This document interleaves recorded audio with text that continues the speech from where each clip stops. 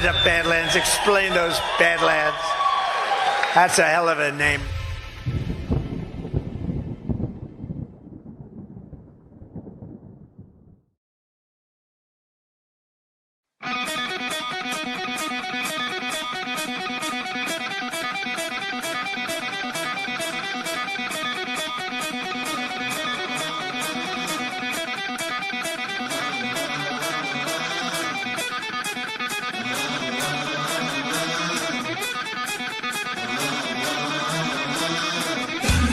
All right, good morning, Badlandia. Welcome to Badlands Daily. It really feels like the cat with the laser pointer. It's like you've led the cat up to the top of the building, and now you're leading it over the edge. President Trump is rebalancing trade around the world and making things more fair for the American people. I think that anytime the deep state can like overcapitalize in whatever situation they have, they're going to. But the rest of it is a very well organized and well funded color revolution operation of the type they run all over the world again and again and again to destabilize entire society.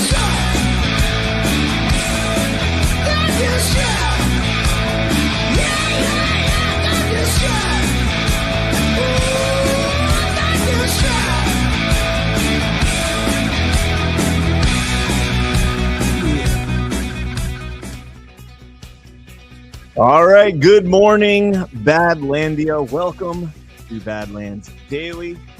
It's Thursday, and I guess I'm running the show solo. Alpha's 2-year-old terrorist, as self-described by him, not me, must have gotten his phone again, and he's still probably tucked in nicely in bed. So I'll run it solo in the meantime. We'll start out with our sponsors for today's show, and maybe by the time the sponsors are finished up, he'll get the message.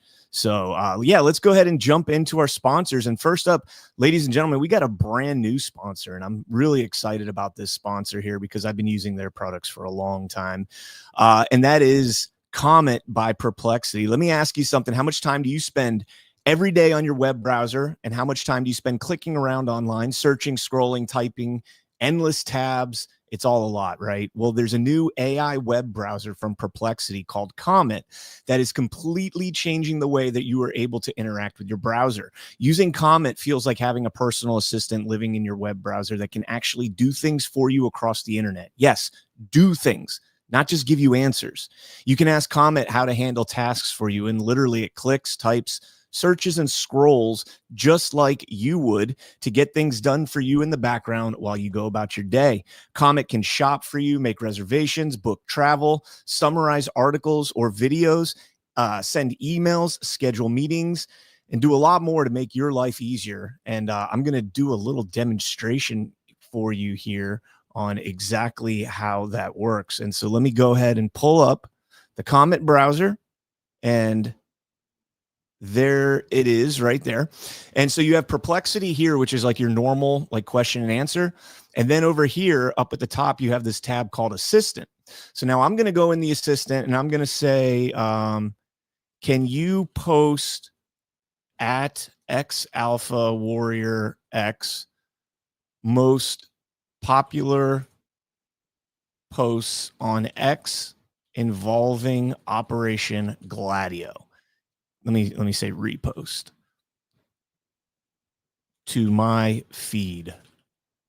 And here we go. You see on the right-hand side, it's doing its searching. It's going through right now. It's going through all of Alpha's posts and finding the most popular Gladio posts that he's made.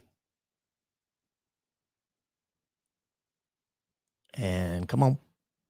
And I'll also show you. So this is my feed right here as it sits right now. So my last post was the day 2 of the government shutdown. And okay, it says found several posts from Alpha on Gladio. So it'll go through, get the metrics. Meanwhile, I can be doing anything while this is going on. How's the weather today? It's not like, I'm sitting here waiting for it. Assistant is doing all this while I'm just going through and, going about my normal business. You can even minimize it if you want the full screen. So open it back up. It's still going through. So this is a heavy load because it's going through all of Alpha Warrior's posts. And if you know Alpha, he does a lot of posting. So let me close that back out. We go through the weather. see what our conditions are like. 80 degrees in Plantation, Florida. It's going to be a beautiful day. Finally getting out of the rain cycle. And here we go. It is reposting while I'm still doing all my other stuff over here. This product's pretty badass. And just, by the way, for Y-Chromes, like I do, you guys know on Y-Chromes, I do the Smoking with My Chromies segment. I can actually go through, make up a recipe, find a recipe, whatever the case might be. And I tried this past weekend. Take all the ingredients, put them in an assistant and say, hey, have these ready for me when I get to the grocery store, Instacart, you know, that kind of thing. I did it through Instacart. Boom. Groceries all delivered. Everything I needed for the Smoking with My Chromies. It's kind of badass. You guys know I'm a little skeptical on AI, you know, in outside of our personal use, but for personal use, this thing is pretty awesome. This thing is absolutely awesome. Helps tremendously with research. The coolest thing is I put two documents side by side and I was able to have it tell me the differences between those two documents. And it should be just about done.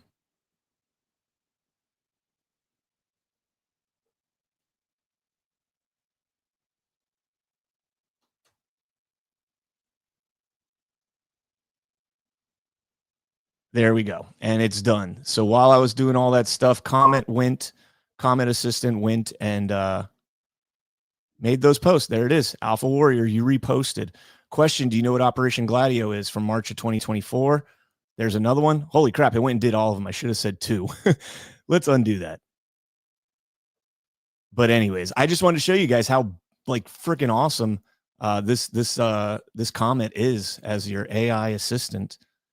And so Perplexity is like the question and answer aspect of the AI, and the Comet is like your assistant there. So you can download Perplexity's new AI web browser Comet by heading to pplx.ai/badlands and let your browser do the work for you. Plus, right now, when you download Comet, you'll get a free month of Rumble Premium for free. Again, that's pplx.ai/badlands. Go now and take back your time online. All right. Let's go ahead and jump into the show. So like I said just a second ago, it is day 2 of the government shutdown. But before we get into the government shutdown stuff, I want to talk about some other stories that I think are extremely important. Today marks 1 year that Mesa County Clerk Tina Peters has been in prison. Well, I don't think today's the actual day of her prison. Today's the 1 year since her trial started. And then after that week-long trial, she was immediately taken into custody. She put this update out on X through her account. You know, she has a, intermediary or whatever. As I approach day 365 in this hellhole, tomorrow marks 1 full year. And Friday is the anniversary of the day they shackled me and dragged me out of the courtroom. My chest hurts just thinking about it. It's seared into my mind. I've been deprived of everything everyone else takes for granted. Going to a restaurant, driving somewhere, flying, being with whoever I want, seeing my granddaughter, visiting my mother, who'll be 97 next month. All of that gone. Where is everybody? I did what I was supposed to do legally to expose their crimes. Who has my back now? Where are the people who benefited? Cui bono. The president has demanded my release 4 times, twice on Twitter and twice verbally. Why is the DOJ defying Trump's demands? Get off your asses and get me out. This is not right. The state never, and this I think is a very key point right here. The state never had jurisdiction to indict, prosecute, or imprison me because of the Constitution, the Supremacy Clause, and Immunities Clause. I was protecting federal election records. Colorado violated federal law by locking me up. The federal government could come in right now, pluck me out and say, no, you're not violating her constitutional rights. She was performing her federal duties. Send in the marshals, get me, not just because I'm a whistleblower, but because I had no right. They had no right to do this. This is straight up lawfare. How many whistleblower reports and proof do we need? We have already proven it all. Yet here I am in a medium security prison with murderers, the worst of the worst, people serving life for gruesome murders, featured on Dateline in 2020. The same biased judges who denied my bond with no explanation will drag out my appeal for years. They're not normal. They were put in place illegally, selected by benefactors in these blackmail rings like Epstein and P. Diddy, and they collect their dues. And she's spot on. The federal aspect of it. So, everybody's saying, why doesn't Trump just partner? And it's because it's state cases. But there is a habeas corpus claim to be made here. She's in prison for 9.5 years in medium security for essentially lying to the Secretary of State. There is no other crime that she committed here other than allegedly telling a lie, during the COVID stuff, the identity card debacle, which we thoroughly discussed when Ash and I were covering the trial. It just makes no sense to me, man. 9.5 years with murderers and rapists and convicted drug dealers, the worst of the worst. This was a white collar crime at best. It's like a tax crime or something like that. She should be at a federal prison camp at best. At best. Well, at best she should be released. Excuse me. At worst. Excuse me. At worst. So the fight for Tina Peters continues, and we got to keep her in our thoughts and prayers. If you guys want to help her, you can go to, I think it's tinapeters.us as she continues on with her appeals process. So, all right, let's go ahead and jump into this story here. I wanted to cover this one yesterday just because it's news. I mean, we don't know anything other than this is what happened. From ABC News, Trump appointed U.S. attorney in Nevada has been disqualified from overseeing multiple criminal cases. And the reason being is because it took too long to confirm her, because the Senate is absolutely feckless and useless. A federal judge has disqualified Trump-appointed Nevada federal prosecutor Sigal Chattah from several cases after concluding that she is, quote, not validly serving as acting U.S. attorney for the state. If a permanent U.S. attorney is not nominated by the president and confirmed by the Senate within 120 days, judges of the Nevada District Court can appoint an interim U.S. attorney until that vacancy is filled. And so, again, this is just another case of the Senate kicking the can down the road, not getting President Trump's nominations confirmed and across the finish line. And it's just a continuation of what we've seen. They tried the same thing, with Ed Martin. Eventually, President Trump had to pull his nomination, instead put in Jeanine Pirro, which seems to be, working out pretty well in D.C. Ed Martin's doing some great things in the offices that he's overseeing right now. So keep up the great work. But again, the Senate is just absolutely feckless. Maybe they should be working on budgets and all that stuff instead. Oh, wait, they weren't doing that either. It's just such a dead institution to me, man. Absolutely atrocious. Now, there's another story here that's going to lead into a couple stories. One is a story Ash had pointed out to me yesterday that we didn't get a chance to cover that I want to go through today.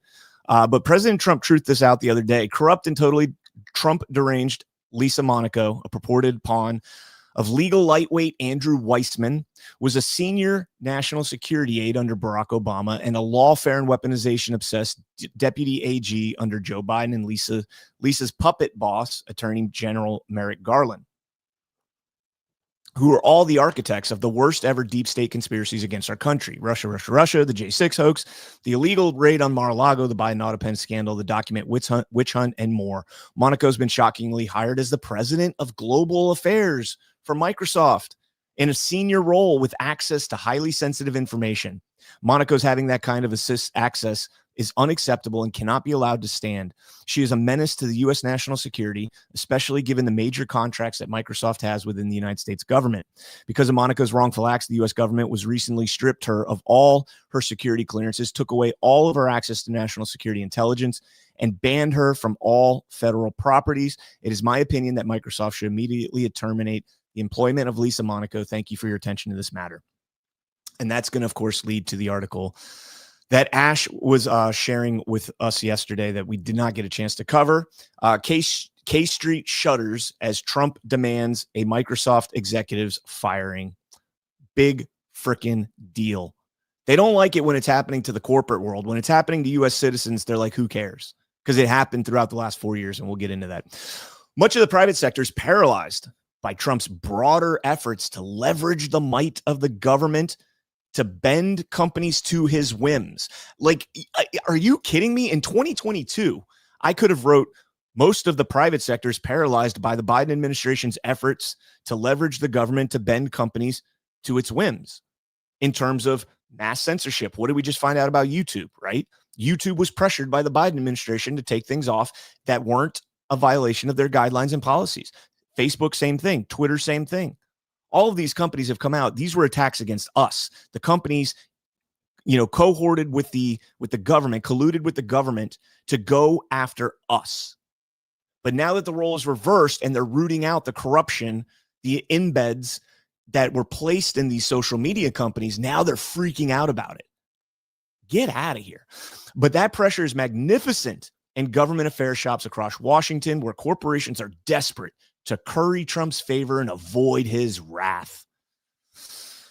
Quote, anything that comes across my desk now is like, what Republicans can we hire? And is the Republican MAGA, said Jeff Forbes, a founding partner at the lobbying firm Forbes Tate Partners. Do you think that doesn't go on in every administration? Like, is this something new? No, absolutely not. Of course it's not new. I mean, they admit it here in the next paragraph. They say, in a town where political connections to whomever is in power amount to currency, it's not unusual for corporate lobbyists to cycle out prominent roles of their past party when their past party loses power. But then it goes on to say, but quote, to have a target on your back because of past political affiliation in what has traditionally been a very nonpartisan area is a totally new dynamic, said one veteran Democratic consultant. No, the difference between President Trump and every other administration in the history of this country is he's doing it publicly. He's doing it publicly and showing us how this revolving door, and this is something he talked about in 2020, I think it was 2022, at his announcement on November 15th. It was 2022. He said, I am going to close the revolving door between DC and the lobbyists and the bureaucracy and the NGOs and all of these entities where they fall back and get these cush deals after the fact. That's all he's doing right here. He's doing it publicly. Joe Biden, Barack Obama, George Bush, most likely did it in private. I mean, the Twitter files, right? We saw it happen. James Baker going to Twitter as general counsel. We'll get into some more examples. Meta, for example, is elevating company's longtime emissary to the right, Joel Kaplan, to head up its policy operations. Meta also added longtime Trump ally Dana White to its board and teamed up with conservative anti-DEI crusader Robbie Starbuck to root out ideological bias from its AI infrastructure. I mean, God forbid, right? The bureaucratic deep state, I don't even want to call them leftist. These are the epitome of neocon, neoliberal, establishment, swamp rats. I don't even know. You can't align them with any particular, political ideology other than, globalist, perhaps. Perhaps you could call them globalists, and I'll show you that example here in a second. But that's where we're at right now. President Trump is simply draining the swamp, and he talked about that in his first term. Now it's beyond just the government. I think throughout the last 4 years with the censorship apparatus that was the regime that was rolled out after COVID and the 2020 election, I think maybe there's a realization that the swamp is not exclusive to political office bureaucracies and whatnot. It goes well beyond that. It goes into corporate, what we call the fourth or fifth pillar of the government, the corporate media, the corporate social media now, which has more influence than the corporate media, and the deeply embedded, government actors that are in these institutions. Lisa Monaco is one of them. There's no question there. Oh, look, Alpha texted me. 5 minutes. 5 minutes. 5 minutes. We're 20 minutes into the show. Can he break his 42-minute record from last week? Or last month, excuse me. Monaco was announced this summer as Microsoft's president of global affairs. And so I was playing around. Now, this was my Perplexity, not Comet, because Perplexity's question and answers, Comet will do things for you. And I asked it, make a list of former Biden and Obama era officials who left government, ended up working for social media companies. We got Jay Carney, Biden's White House comms director, is now the Amazon's senior vice president of global corporate affairs. You got Nicole Isaac, who is Facebook's director of international strategic response. Lisa Monaco, Microsoft's chief of global affairs. Danny O'Brien, an ex-Biden Senate staffer and senior campaign aide, who shockingly is now Fox Corporation's executive vice president and head of government relations. Former Biden and Obama staffer. Very interesting. And then, of course, Susan Rice, who is on Netflix board of directors. Didn't somebody just call for the cancellation of your Netflix accounts? pretty interesting that you have Susan frickin' Rice, Obama's national security advisor, was on Netflix board of directors. Now they did put out that what was the Obama movie? Not Leave the World. Was it Leave the World Behind? Was the Obama movie about the end of the world and all that stuff? It's not lost on me that Susan Rice is there as Obama's getting these nice little production deals over there. So, all right. So we're going to stay on this topic here because there was another big firing over the weekend. I'm going to try and give Alpha a little bit of time to get to his stuff together. I don't even know what's going on with that. So, while we're doing that, let's go ahead and check out our next sponsor. And speaking of Alpha, they say confidence starts with a smooth skin. And baby, Soft Disclosure Lotion delivers. I swear by this stuff. Like, I kid you guys not. This is the first lotion I've ever had in my entire life that, like, I don't get ashy after I put it on any part of my body. Like, my hands are always dry, and my hands have not gotten ashy without, like, rinsing them through water and washing them with soap since I started putting Soft Disclosure on. Like, it is Black Man approved. I kid you not. Black Man approved. You heard him. And let's be real. If it can handle his hands, it can handle anything. Feet are like, they get so dry, like the heels of them, it'll just kind of like flake off. Like, but with Soft Disclosure, once you put it on, like it starts to absorb it. Yeah, he went there. Don't worry, we won't show you his feet, but trust us, they're smoother too. Soft Disclosure Lotion is made with aloe, goat's milk, honey, and our exclusive oil blend that actually restores your skin barrier. Visit softdisclosure.com, use code BADLANDS, and get 15% off.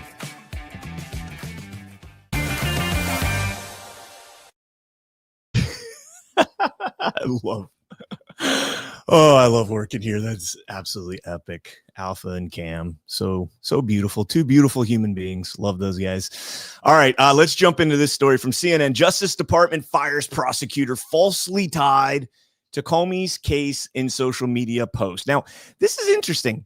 Falsely, I'm going to highlight this.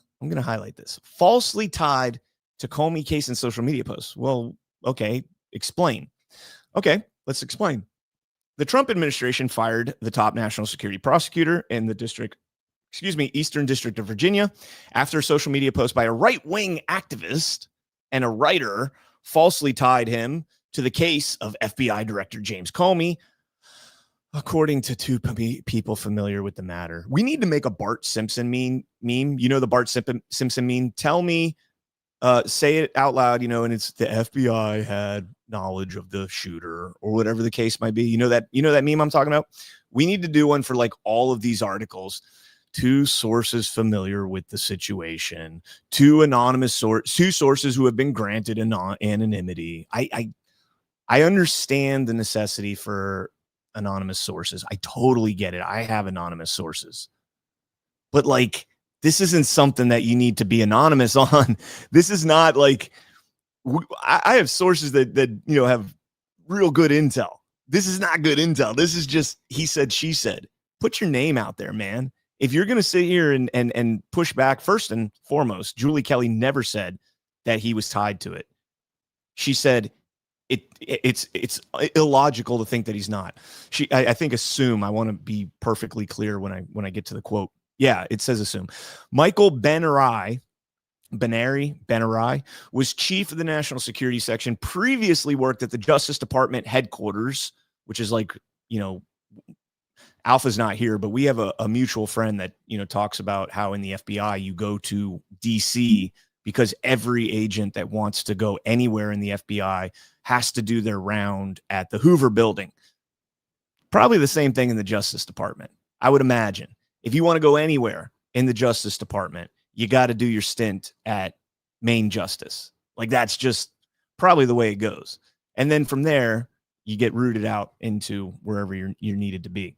It says Julie Kelly, a pro-Trump activist and writer, posted on X about Benarai saying, quote, "One can only assume he was a big part of the internal resistance to the Comey indictment." Benarai wasn't involved in the Comey case, one of the people familiar with the matter told CNN. And that is the end of the article in terms of anything of substance from them.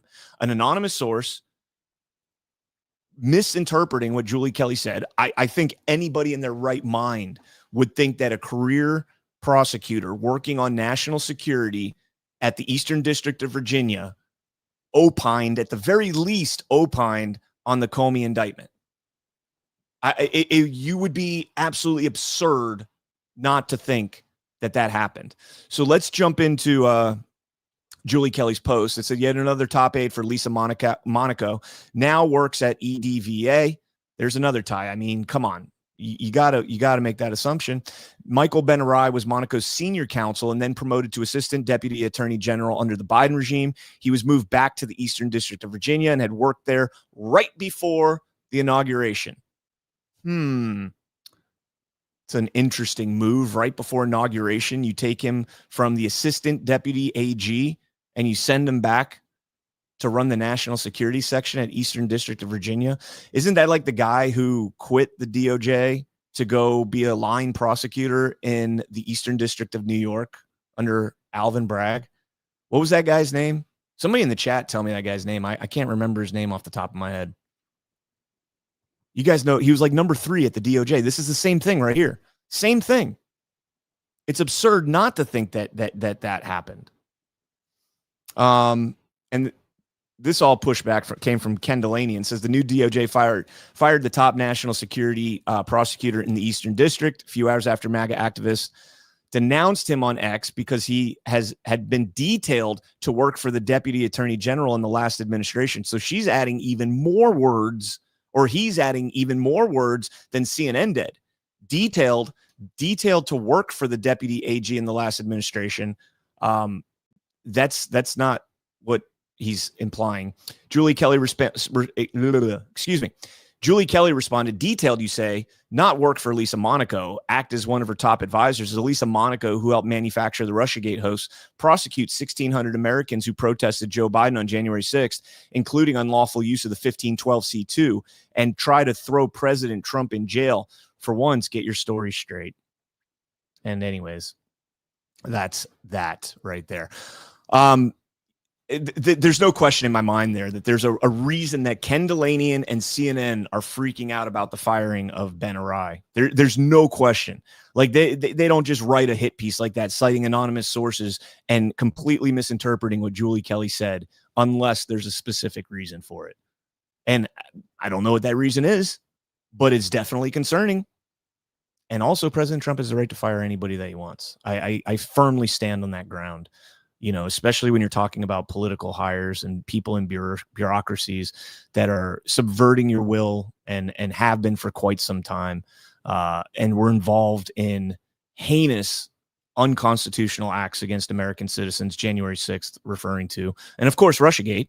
Of course, I don't know specifically what his connections to Russiagate were, other than working for Lisa Monaco as an advisor at that time. So, all right, I'm still trying to buy Alpha some time here. One day he'll show up. So before we do that, let's talk about our next sponsor here.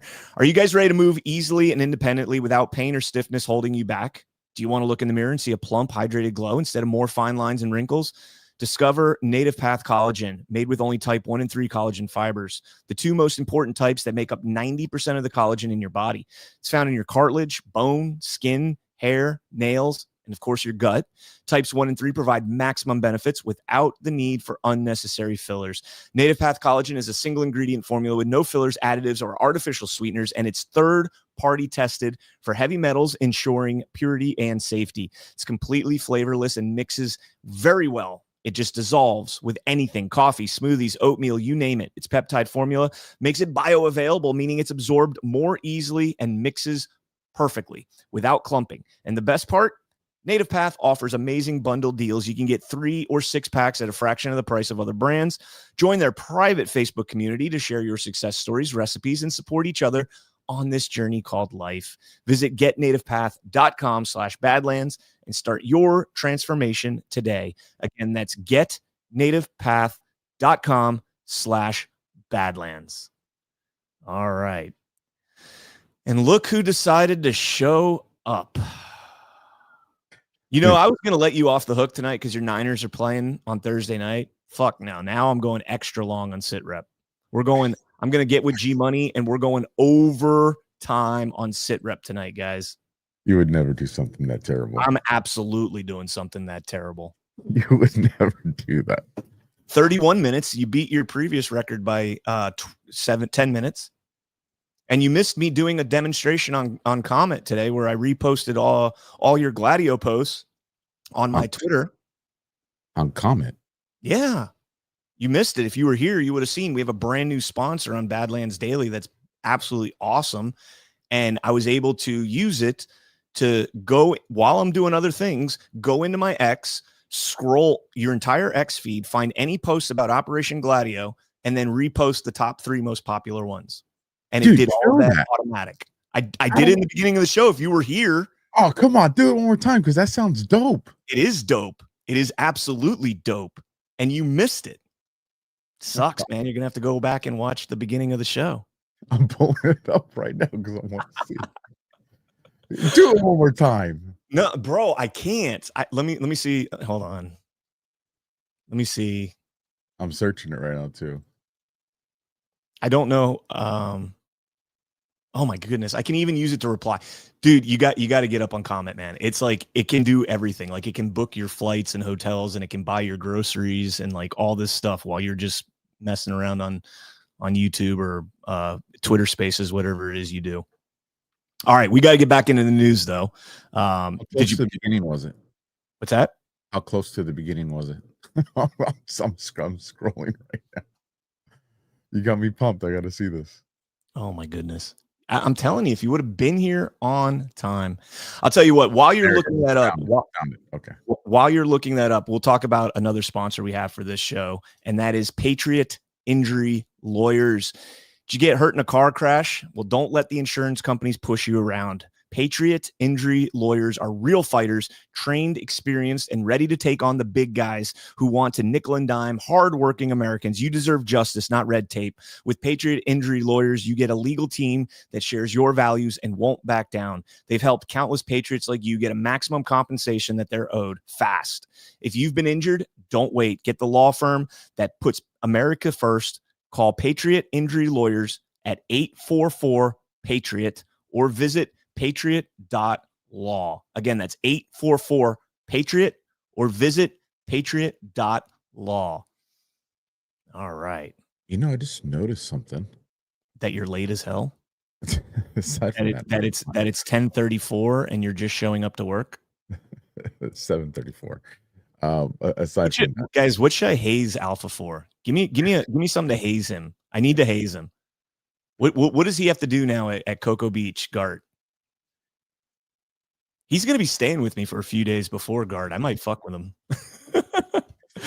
Mess with him. Excuse me. That's sit rep language right there. Excuse me, guys. It is daytime television. It is daytime television.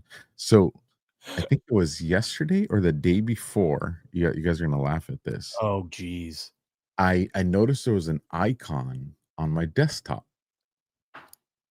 Right. Because, you know, OCD even in the digital world, right? Apparently not with time, though. And I was like, what is this? And it's called Comet Installer. Yeah, that's probably it. I don't know how it got there. I don't know. It has. Maybe when I ask Comet, can you set Alpha's alarm for 6 a.m. California time? Maybe it was able to hack into your phone and then hack into your computer. I don't know. And I'm serious. It's literally the top right corner icon. Do you have Perplexity? I do have Perplexity. It's Comet is Perplexity is the parent company for Comet. So okay. So that's probably where Perplexity probably auto installed it. All right, mystery solved. There we go. Okay, so let's jump into this next story. This is a very concerning story, and not necessarily this story specifically, but these absolute repeated failures. From the New York Post, NYPD cop on sick leave snuck into the Ryder Cup in full tactical gear, claiming he was on Trump's security.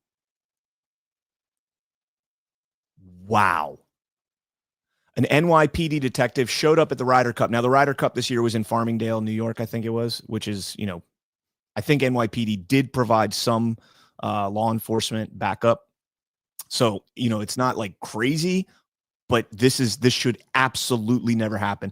An NYPD detective showed up at the Ryder Cup golf tournament in full gear and claimed he was working security for President Trump while out on sick leave.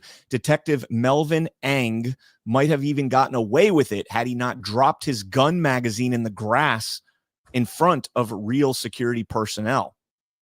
What was his gun doing out?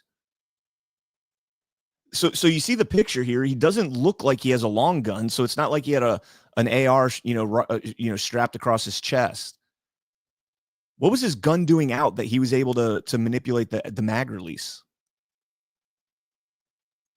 Or was it a magazine, like in a pouch or something? It says I'm thinking it was probably one. Assuming that's a picture of him, right? That we're looking at right there. Yeah, that's him when he showed up there. Yeah, I'm assuming he probably had an extra mag or something like that came. Let's see. I don't know, man. He's just it looks like his gun's over here on his right, which doesn't make sense. I don't know, man. Doesn't look like he has any mags. I mean, I don't know how police do loadouts compared to Marines, but my mags go right where that patch is. I don't know.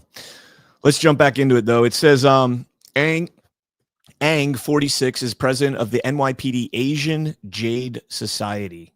I wonder what that is. Showed up at the Farmingdale tournament Friday in full tactical gear, claiming he was working security for the visiting president. And then, of course, he was caught when the mag fell. But I mean, this is just repeat after repeat of violations and infiltrations by the Secret Service, failures by the Secret Service. There's a video here that Susan Crabtree posted. And just to show you, I mean, I don't think this is anything really more than just kind of hype, but it is kind of cool to see Bryson DeChambeau and President Trump.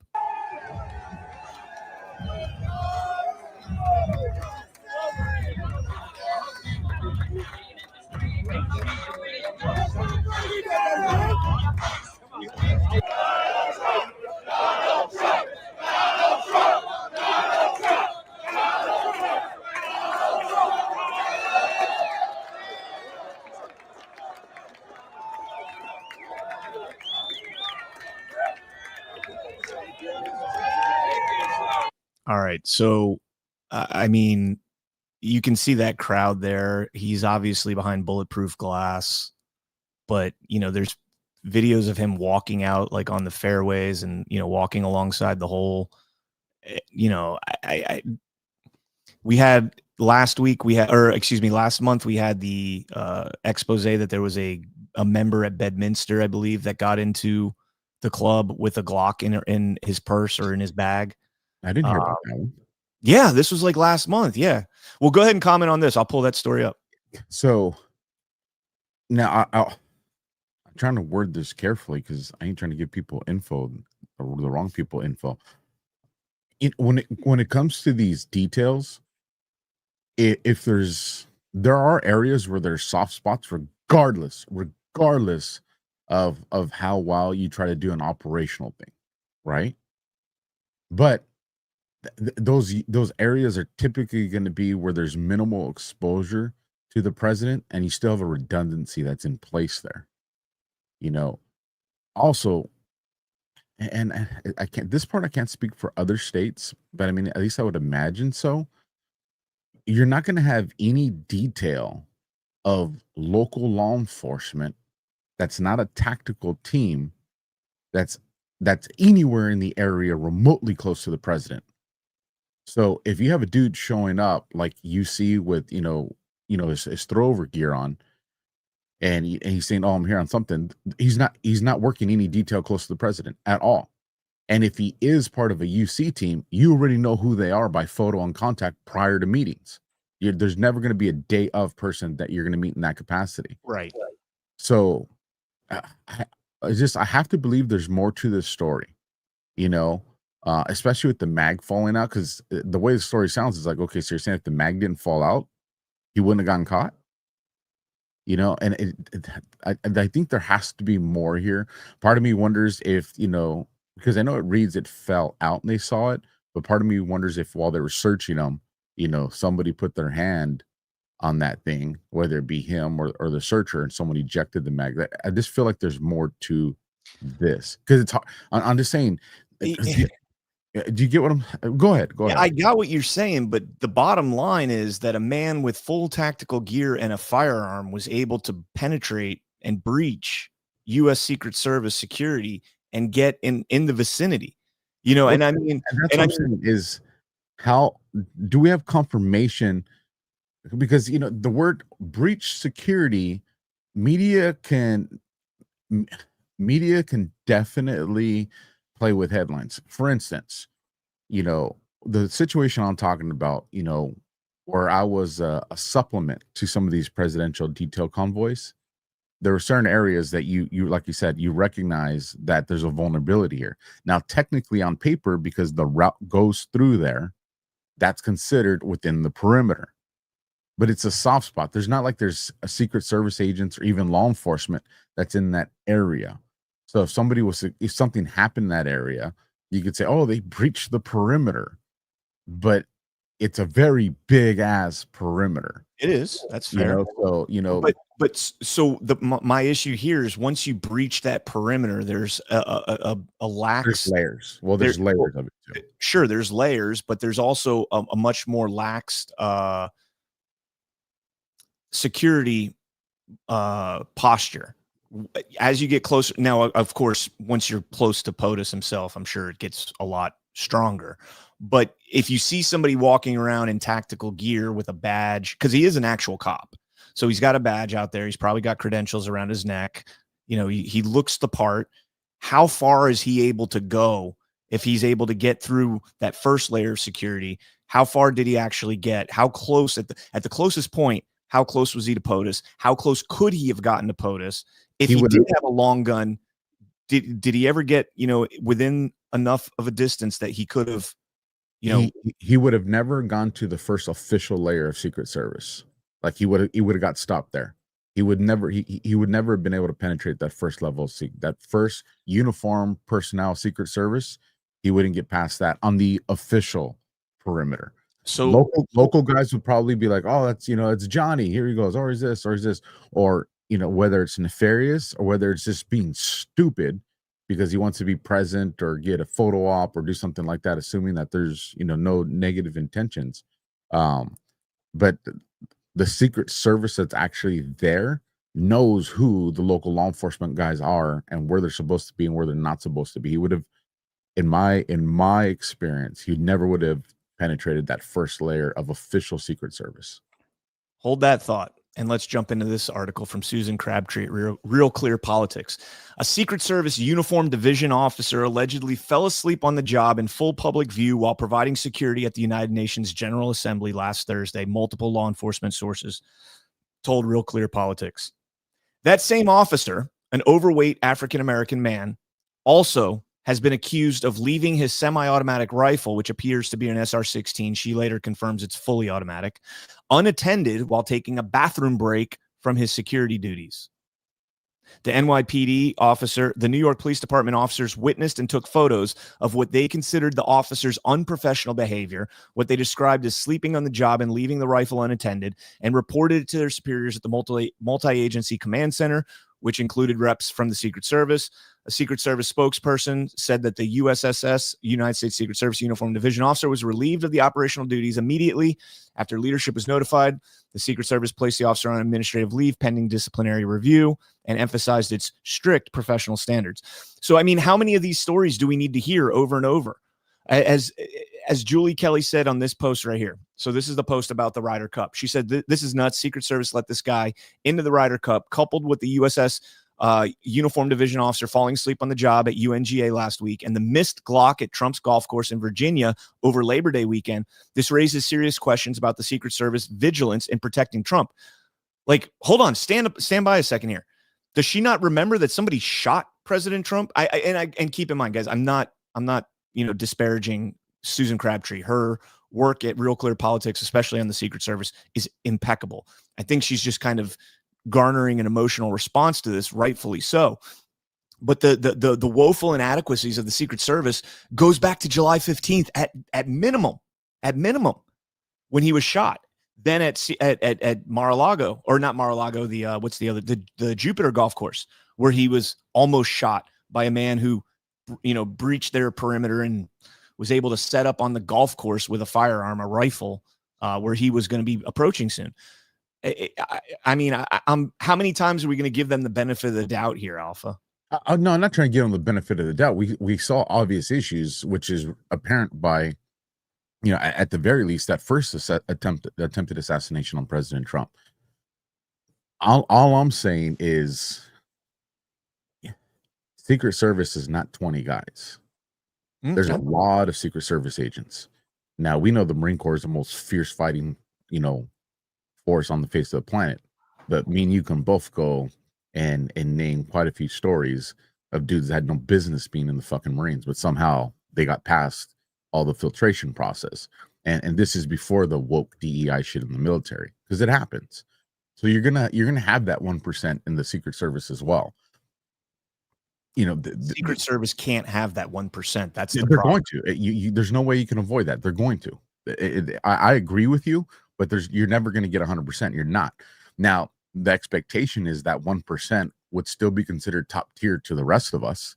It'd be the 1% in the eyes of Secret Service. Somebody that could, still fulfill their duty. But you and I both know the dude walking away from his rifle, semi-automatic or fully automatic, is just unacceptable. Like, there should be termination on the spot, and it sounds like ultimately it led to that.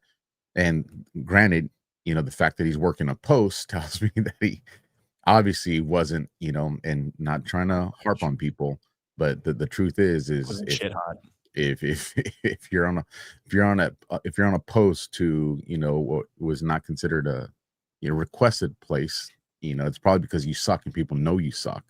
So it's just inevitable, and that's kind of where I wonder, is this one of those posts where you send the Secret Service agents for their career to die? I want to make sure I word that correctly. And if that's the case, well, then there's kind of that expectation that at some point they're going to do something so you can give them, their termination point. Now, I do think that is something completely different to the conversation we're having surrounding the safety. And that's what I'm saying. It could be absolutely what's being reported. And if it is that, then of course this is concerning, because we should be done with the second phase of vetting in the Secret Service. After those attempts on President Trump's life, like this should not be happening in that capacity. But again, this is why I'm asking, because I've been a part of some of these details where you're talking brilliant people at operational planning, like the best of the best. Everything was done perfectly, but you still understand where the vulnerabilities are. And if something was to happen in that area, media could manipulate that to create a narrative that would make people lack confidence in terms of administration. And that's kind of where I'm dealing with issues here, because I don't trust the media or the alt media, but I also recognize that there's some legitimate concerns based off past practices and incidents within the administration. So where is there the damn truth if you're not present? And that's where I struggle. And the reason I struggle there is because, information I get from other people, there's going to be things that are taken out of context in order to make people lack confidence in the administration. Now, I wish I was given a list telling me exactly what those things are, but I wasn't. And so now anytime I hear something, that's kind of the mindset that I go to dig a little harder, a little deeper to that. And to your point, because I saw what Susan put out there before as well, as she is good. She is good. Yes, very good. And I wouldn't expect her to purposefully be trying to mislead people. But, that I don't want to eat up too much time on this, but just wanted to put that thought out there. Yeah, I don't know, man. Looking at this Asian Jade Society, it says its primary mission is to champion the cause of Asian law enforcement personnel, celebrate diversity within the NYPD, and support its members through mentorship and community engagement. It was founded to provide a unified voice for Asian officers, foster close bonds and friendships, and serve as a bridge between the Asian American and Pacific Islander communities in NYPD. I wonder if they had anything to do with the Chinese Communist Party law enforcement that was set up in New York. I'm curious to that. That's actually, I would like to know that. Because here's the thing, man, and this is I always try to build people's confidence in law enforcement, and you should. But the more you know about that 1%, the scarier that gets when you understand it. There are some people that have no freaking business wearing a police badge, let alone carrying a gun. Like, they have no business doing that. And I'm not talking about just incompetency. I'm talking about there are some people with some serious mental issues that have no place in that career. But organizations are afraid of lawsuits, and that puts, now eventually these people weed themselves out, but it takes time. And in that time, people's lives are at risk, and I'm telling you, dude, me just thinking with the cop hat on, a guy goes there off duty because he's a cop and puts his gear on and makes himself look like that. I'm telling you, that dude probably has some personnel file issues.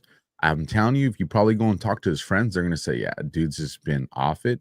Like, that's not normal behavior. That's a weirdo.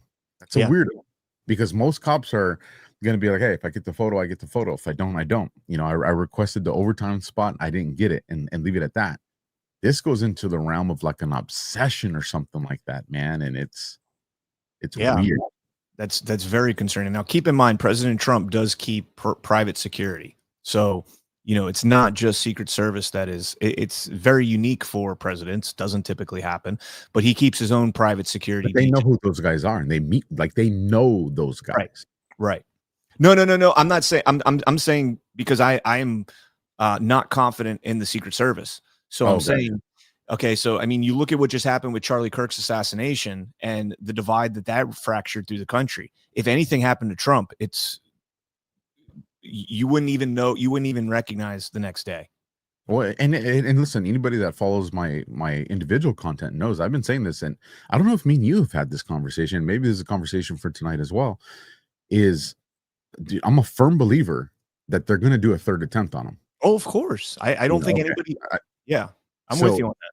So with that understanding, and I'm going to contradict myself here, but it is what it is. With that understanding, when you have these vulnerabilities, when you do these operational plans every day because of his agenda, you would think that you would go through it one more time and put in extra layers to minimize the vulnerabilities as well. And again, there's just some stuff, there's nothing you can do about it just because geography is geography. But at the same time, you want to minimize that stuff to places where it's even hard for the perpetrator. Right.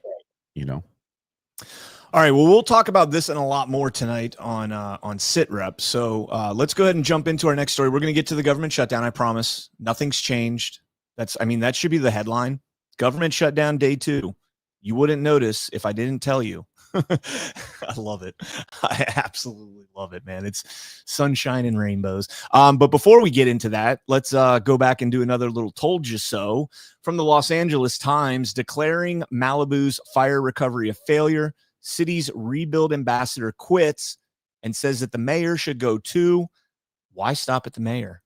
How about you go to the county mayor? How about you go to the governor? Why stop at the mayor on this?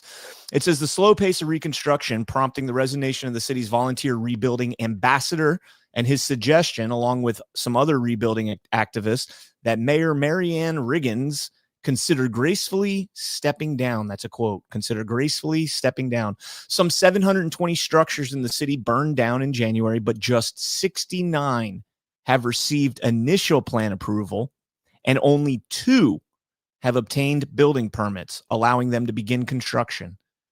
How many months has it been since January, Alpha? 8. It's October now, so it's 10. Marine Corps math, baby. Same math that set the alarm clock. He says 10. It says supposed to be for 7. You're never going to live that down now, by the way. I forgot. We are in October. I was going off September, so I said 8. Just so you know. Yes, it is October 2nd. It is October 2nd. That's a Thursday. That's your day to be on Badlands Daily. Thursdays. Just reminding you. And again, this was another day that I didn't text you before the show. See what happens when I try and give a damn Lance Corporal a little bit of a leash. You got to rail him in. Now say I Corporal for the rest of the show. Yeah. That's Dude, that's your punishment tonight on Sit Rep. The whole show, you have to answer me. Yes, Corporal. No, Corporal. I, Corporal. You ain't demoting me, brother. That ain't happening. You're absolutely demoted. Well, then I'll promote myself. Well, I did pick up in my what do you call it? Where you're away. Inactive reserve. I did pick up. So technically sergeant, but then we can go there. But we don't need to do all that. That would be so fucking funny. Could always went paper side and picked up like 3 extra ranks. Yeah, right. Grunt life, baby. Despite all the city's apparent privilege, the truth is that many Malibu residents are struggling to rebuild. Some of them blame an understaffed city government. Get out of here. An understaffed city government. That ain't the case. Hold and on, inflexible. I gotta call out May 60 in the live chat. Alpha was late. If you don't know I was late, that means you were really late. So I don't want to hear nothing from anybody that came here after I did. Yeah, right. Alpha was, y'all. You can hammer me. I'm in trouble. Alpha was 31 minutes late, which is 30. getting close. 31, which is getting closer than the 42 minutes that he was late like a month ago. So we're getting better. We're getting better. Anyways, it says some of them blame an understaffed city government and inflexibility among technical experts hired by the city under contract for things like geological reviews. Can't build your home until somebody gets out here and tells you that, yep, it's Earth, and yep, you can build right where your house was before. In Malibu, some residents complain that they are afraid to even put their plans before the city's building and safety department because of the demands for repeated fine-tuning and expensive technical studies.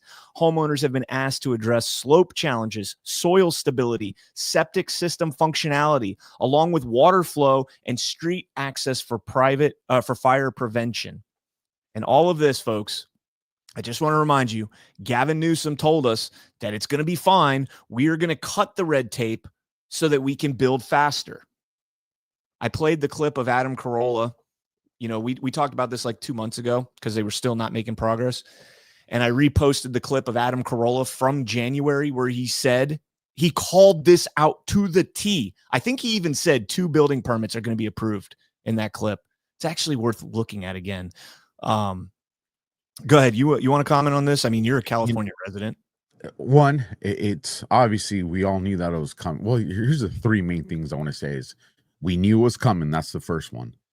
The second part is the only reason we're hearing about this is because a large portion of the people in this area had huge bank accounts. But imagine how many places all over the country, you know, they think of Lahaina, where, you know, there wasn't a lot of media behind it and there wasn't people with some deep pocketbooks and connections in order to continue to be relentless on this. That's why we're hearing so much about this. That's number 2. Number 3 is, you know, Grant was in a space. This was probably, I mean, it's been a couple months ago now.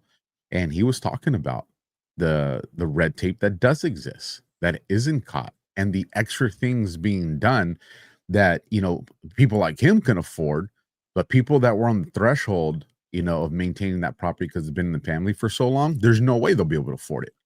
There's no way. And the only true out they have is to sell the property now at a very, you know, underpriced cost compared to what they would have got if none of this stuff would have happened and all that. So when you put all 3 things together, what does it tell you? This was purposeful and for this reason. Mm-hmm. And Carolla called it out. Here he was. So in July, I reposted his video again and said that Adam Carolla nailed this almost immediately following the fires. They will make it so insanely difficult that you'll just leave for pennies on the dollar. And Carolla reposted mine and said this was said the following morning after the fire. House is on fire. Well, now you're thinking about something else. Now you want to know what's going on. What's going on around here? You didn't give a shit about what was going on when other people's houses were on fire, but now you care. So here's what's going to happen. All these people who were deep blue Democrats are now going to have to pull a permit to rebuild. And they're going to get the 28-year-old bitch from the Coastal Commission telling them to go fuck off. Yep. And then they're going to vote for Trump or whoever's Trumpian next. You see, they're going to get turned. they're going to get turned hard because, as I've always said, live in the rent control apartment in Santa Monica, fine, good. We know how you vote. Go deal with the city. Try to pull a permit. These are going to be thousands of homes, super wealthy people, and these people don't want to live in Van Nuys. They like it where they are. They love Malibu. They love the Palisades. They love Santa Monica. There's going to be a whole bunch of rich people, and they're going to go, I'm rebuilding, and I want to rebuild as fast as I can. And between the part where they go in to planning commission and plan check and initially and try to pull a permit to the time the first load of lumber, the first load of 2x4s is dropped off on their lot where their house formerly stood, it's going to be 3 years and 1,000 permits and 1,000 arguments and 1,000 discussions with the Coastal Commission. All right, we can stop there. You guys get the point. He was spot on. He was exactly right. Here's this is an article here from the Current Report. Palisades fire rebuilds on track to take 9 to 16 years to complete. Malibu rebuilding ambassador exposes city hall derailing fire victims. It's a land grab. This was the same thing as Hawaii, Lahaina. Same thing in the Carolinas. It's all land grabs, right? Carolina, it should be, hopefully it's a little bit easier to rebuild, but those weren't like extremely wealthy people. Malibu's extremely wealthy people. Lahaina, I'm not saying everybody in Lahaina was extremely wealthy, but there's a lot of wealthy people. Malibu especially. I actually don't want to say that for Lahaina, but you know, Lahaina might have been a land grab for people like Oprah and others to come in there and scoop up that land. When you look at the property locations, you know, when you go to the Carolina, you know, the people weren't wealthy, but there was some wealthy land there, especially due to the mining.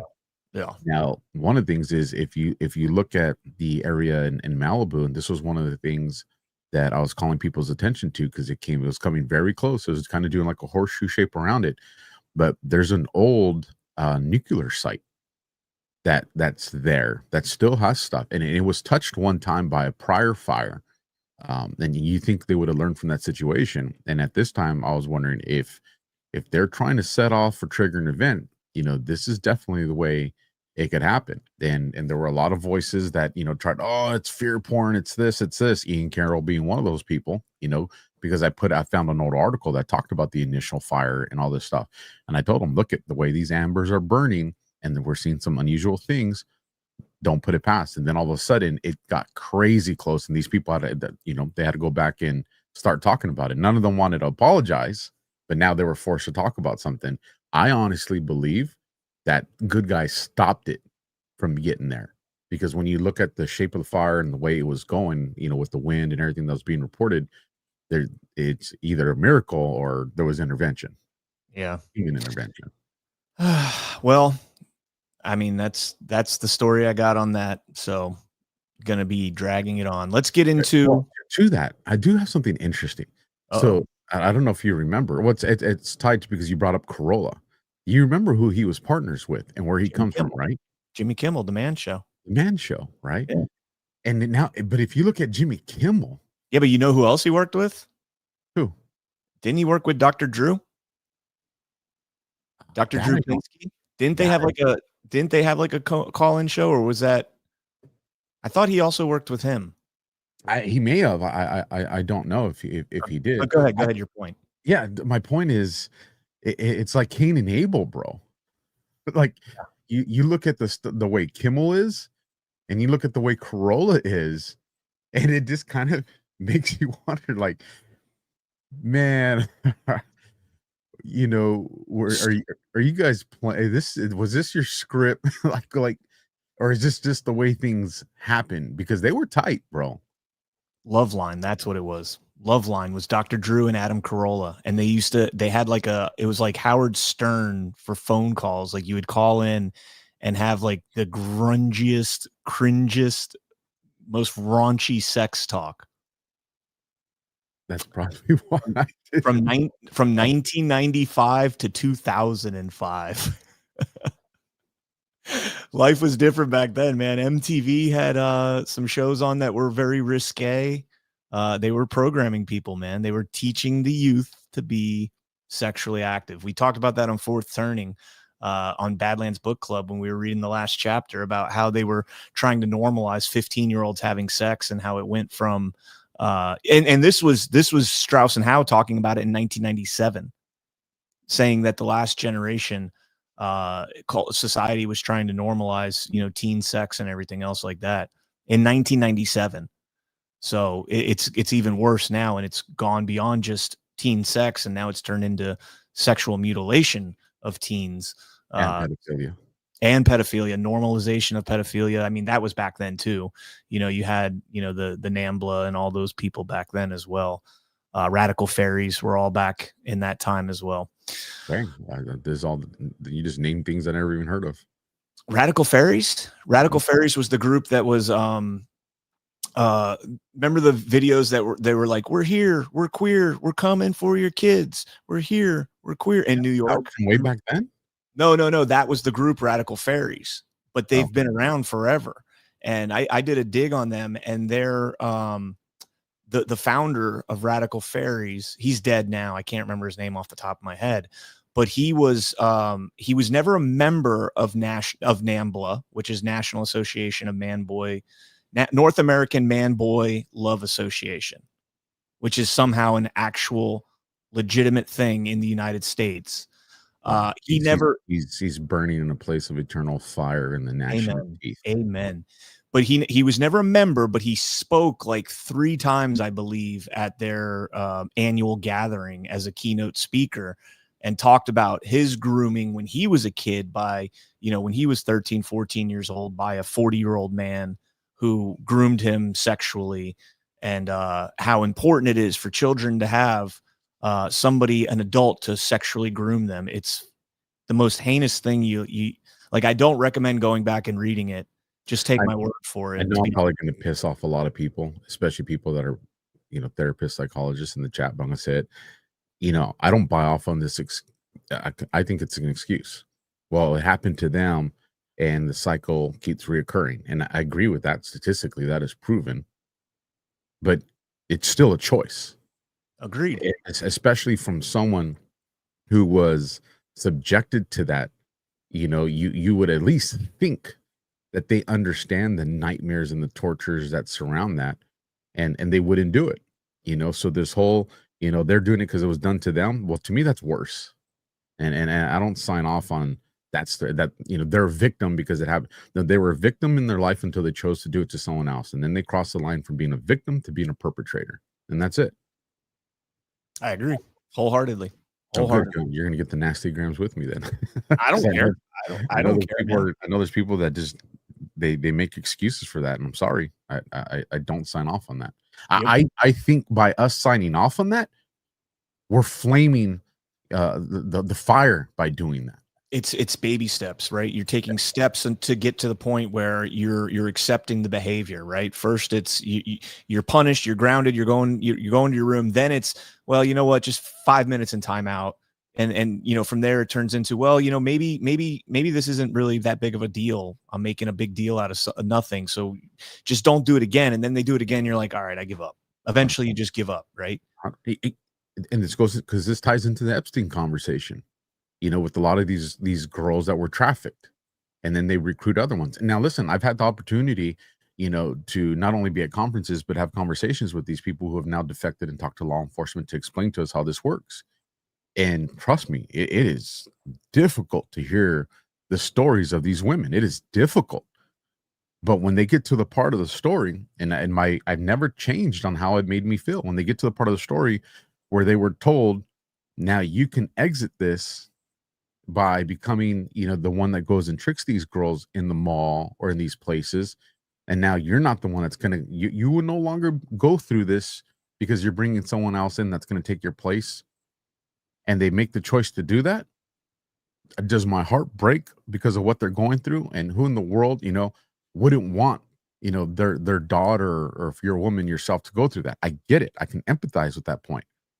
But the second you make the choice for someone to do the suffering in your stead, You're not a victim no more. You're not. I'm sorry. That's the truth. I agree. All right, let's jump into day 2 of the government shutdown. Your lives are going to end. The world is caving in.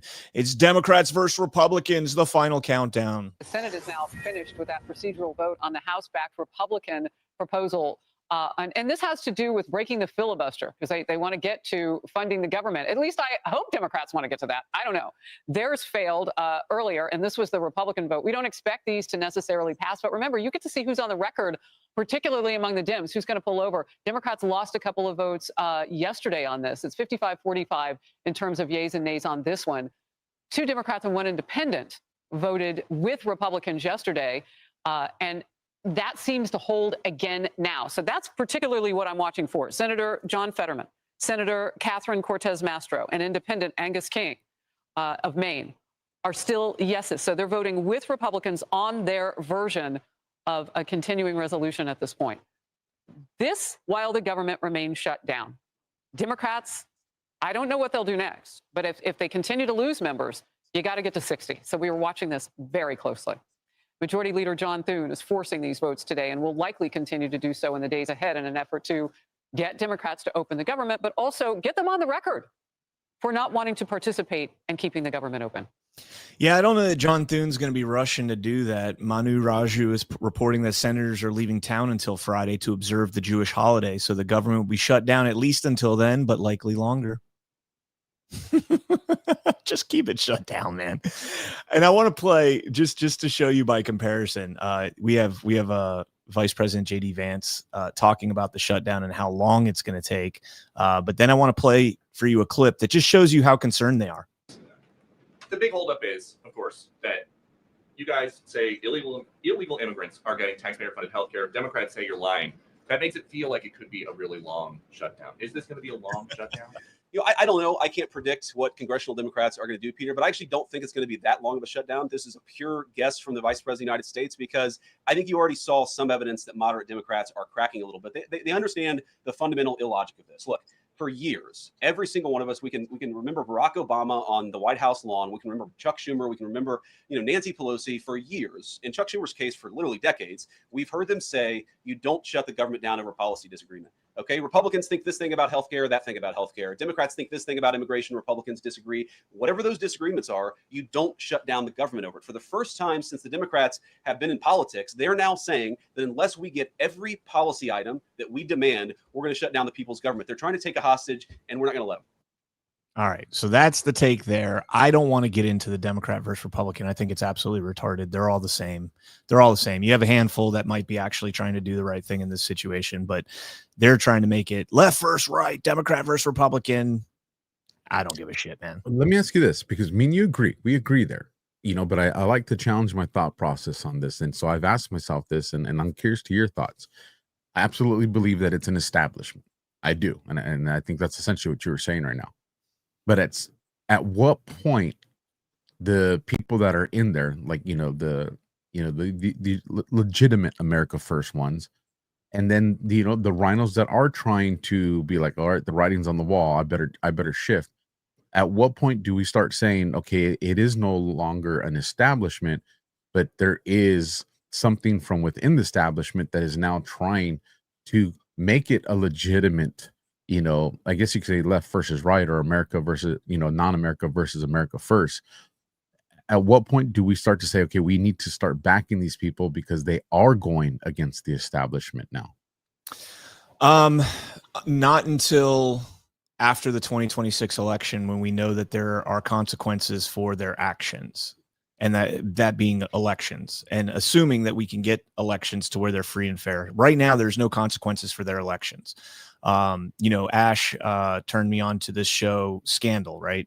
And we're getting through. It's a 2012 show, absolute predictive programming.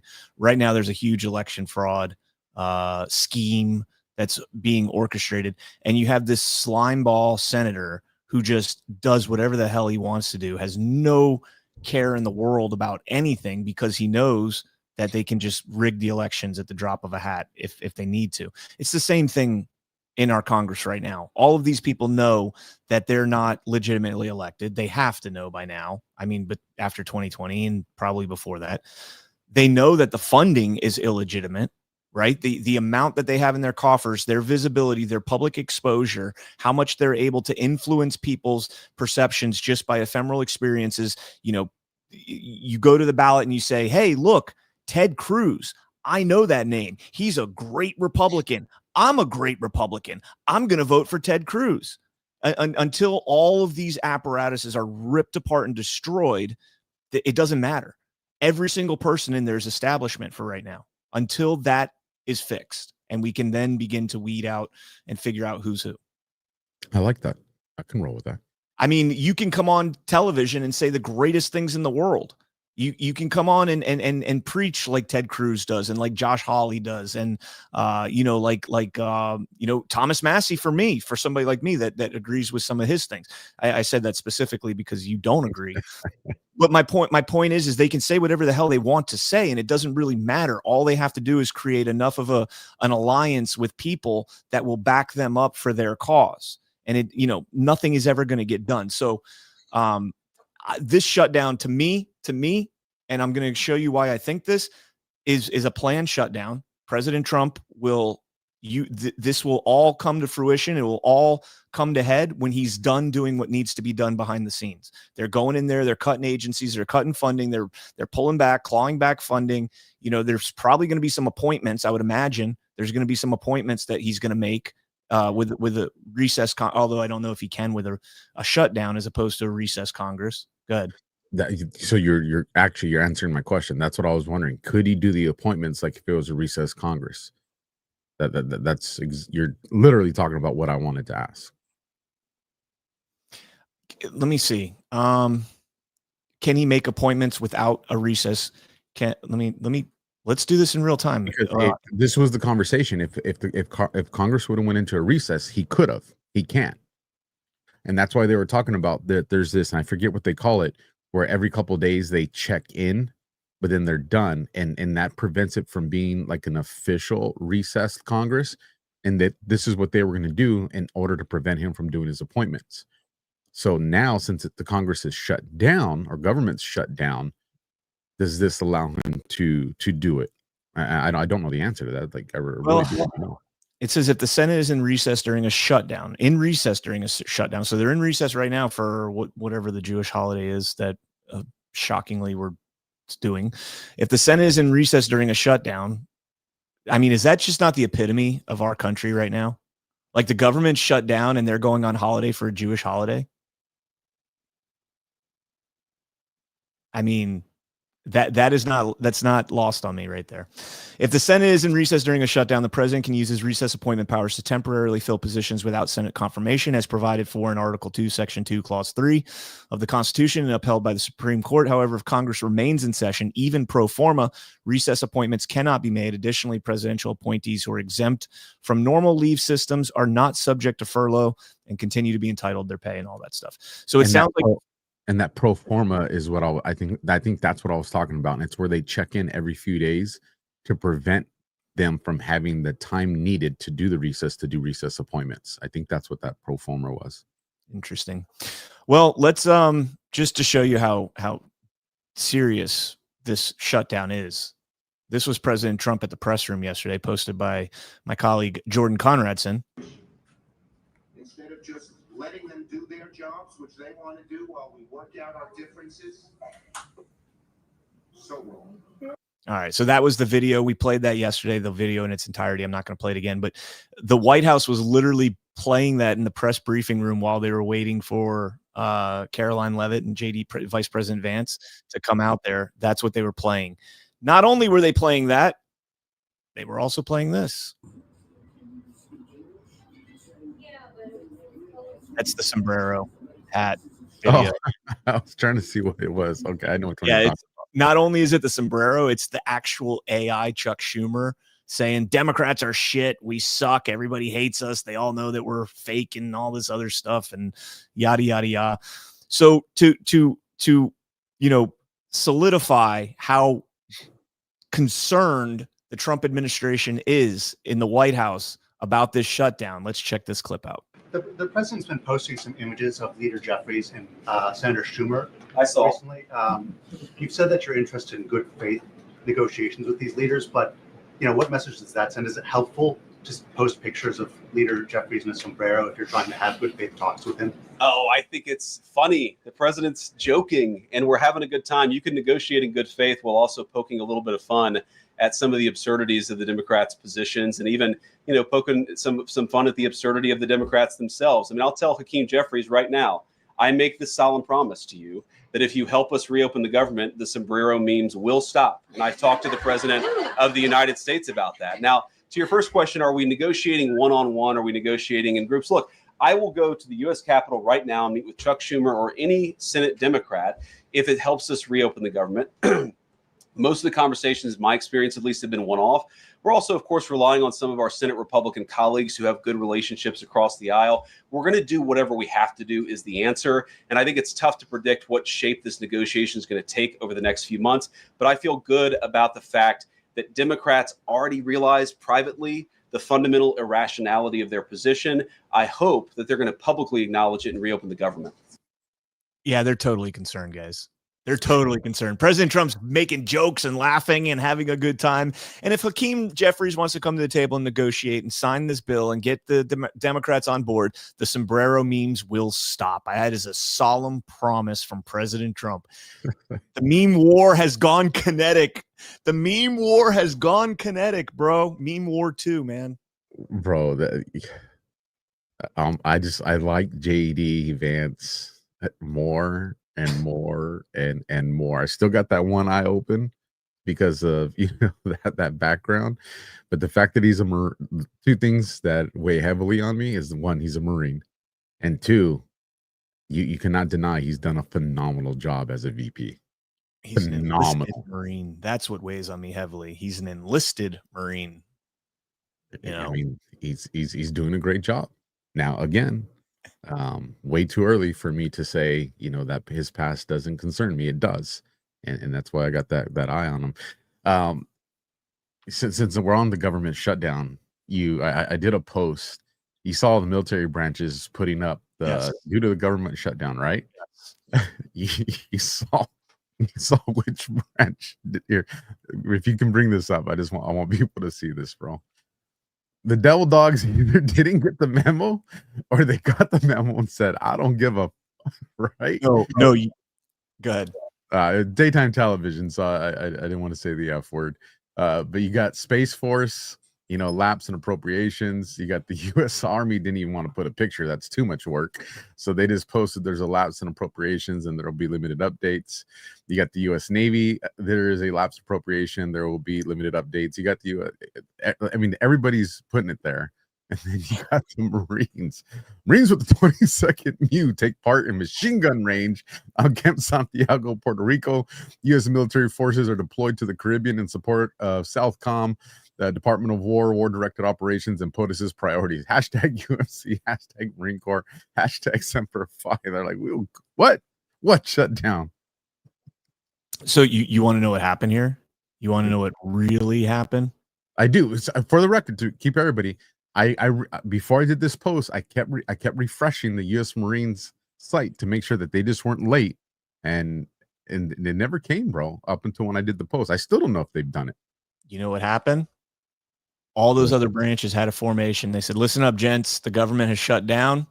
Report back to work. When the government reopens, we'll keep your emails, your .gov emails open, keep your alerts on, and we'll let you know, guys. All right, dismissed. You know what the Marines heard? You filthy motherfuckers, you guys will be back here on Monday. You will show up. You will do work. I don't give a shit if you're not getting paid, because I went through that in 2010. We didn't shut down, but we had a formation just like that where they said, I don't care if you're not getting paid. I don't care what happened. You guys will be in here on work tomorrow. And that's exactly. I believe it. I believe that was the East Coast version. That was the East Coast Marine Corps formation. This was the West. Oh, right. The West Coast goes, you guys, you're still Marines. No, you're gonna have to show up. No, you do that way too good, by the way.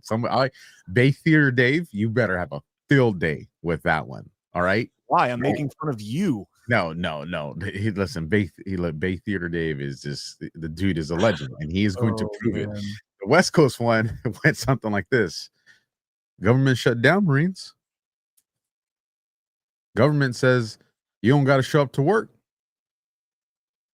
So you don't have to show up. Hold on. So you don't have to show up to work. I'm gonna be here Monday. You don't have to be. Be that guy. Be the one that don't show up. Be that guy. Vagina. It's that tone that's gonna be like, nah, I'm showing up, man. Like I ain't gonna be that guy. Like, what are you talking about? I'm gonna snatch people's souls. That's threat through calmness, bro. Peace through strength. That's what that was. Gay. That was good time. You almost made me spit on my coffee. Got me, All right, you make me drool on myself with that one, bro. Real quick, Marine in the Woods says, "What do you have against officers, Canncon?" We work for a living. No, officers become very political once they get to a certain rank, and the enlisted doesn't have that problem nearly as much as officers. I'm not saying all officers are bad. In no way am I saying all officers are bad, but you become much more of a yes man once you put on that full bird, and then that yes man is exemplified until you reach a 3 or 4 star, and then by that time you're a yes man to the contractors and a yes man, well, obviously to POTUS, and that's the way it should be. That's the only way it should be. But all right, let's keep going here. You need to play that go again for that response. Why? Because you should have just came out and said it. I did come out and say it. Officers, you gave the politically correct answer. You didn't answer it like a freaking 03 would have answered it. You would have come out and said, because you're officers, right? Even officers know that there's a difference. There's Mustangs, and then there's officers. Mustangs, the enlisted that became officers, that's the cream of the crop. Officers, pansies went to college. That's what that's all about. All right, so we're starting to get into their sit rep conversations here. He's got to bring up the gay Hollywood Marines, and that's what moves it in that direction. I do want to bring up this clip here. So amidst this Senate, this battle in the Senate over the shutdown, there's a battle within itself that's kind of starting to emerge. And I think this might be one of the reasons why this continues to be prolonged, because Chuck Schumer dug his heels in on this, right? Chuck Schumer has dug his heels in. He's the one that is the kind of head of the resistance to giving Trump a victory. I don't think Trump necessarily wants this bill, but giving Trump the victory. Schumer is going to be facing a primary in New York this coming election, and this is who's going to be primarying him. And this was her message about the government shutdown.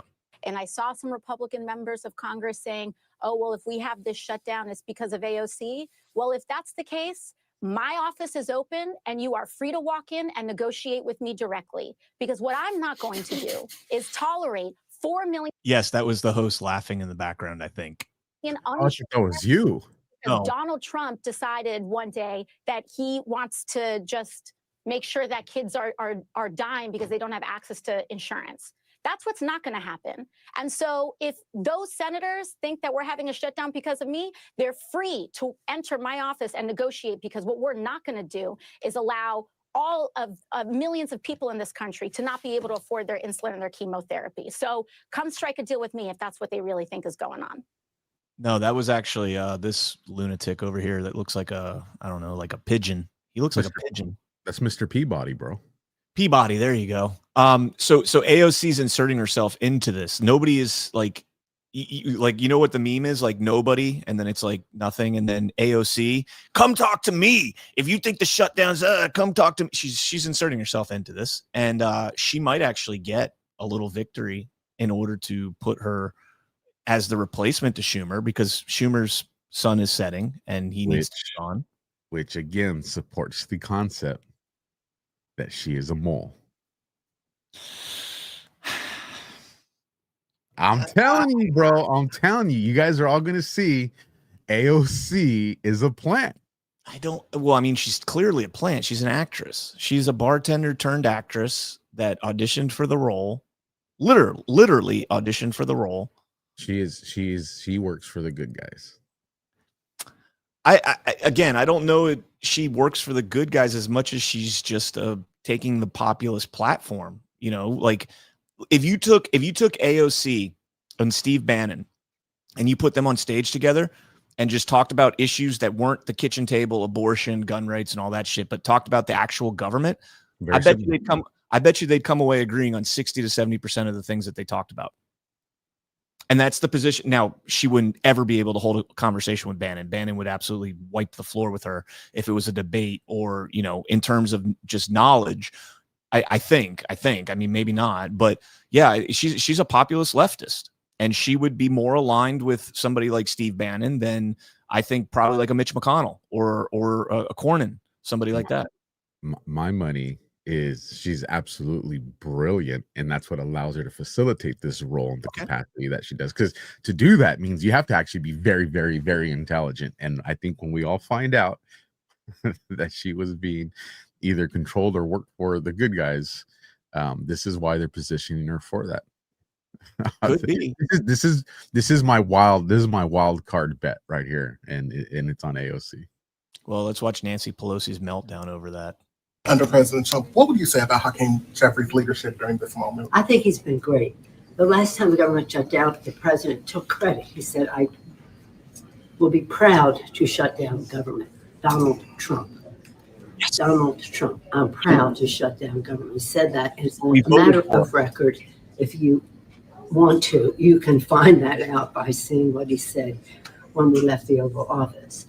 I think Hakeem has been right on in terms of it. I wish more people would be aware of it, and that's you're the ambassadors to the public, so hopefully you will cover his greatness and all that. Speaker Emerita, there was a thought from the Republicans that AOC is directing this, and she said that senators are welcome to go to her office directly. Is she driving that? Why are you saying such a ridiculous thing?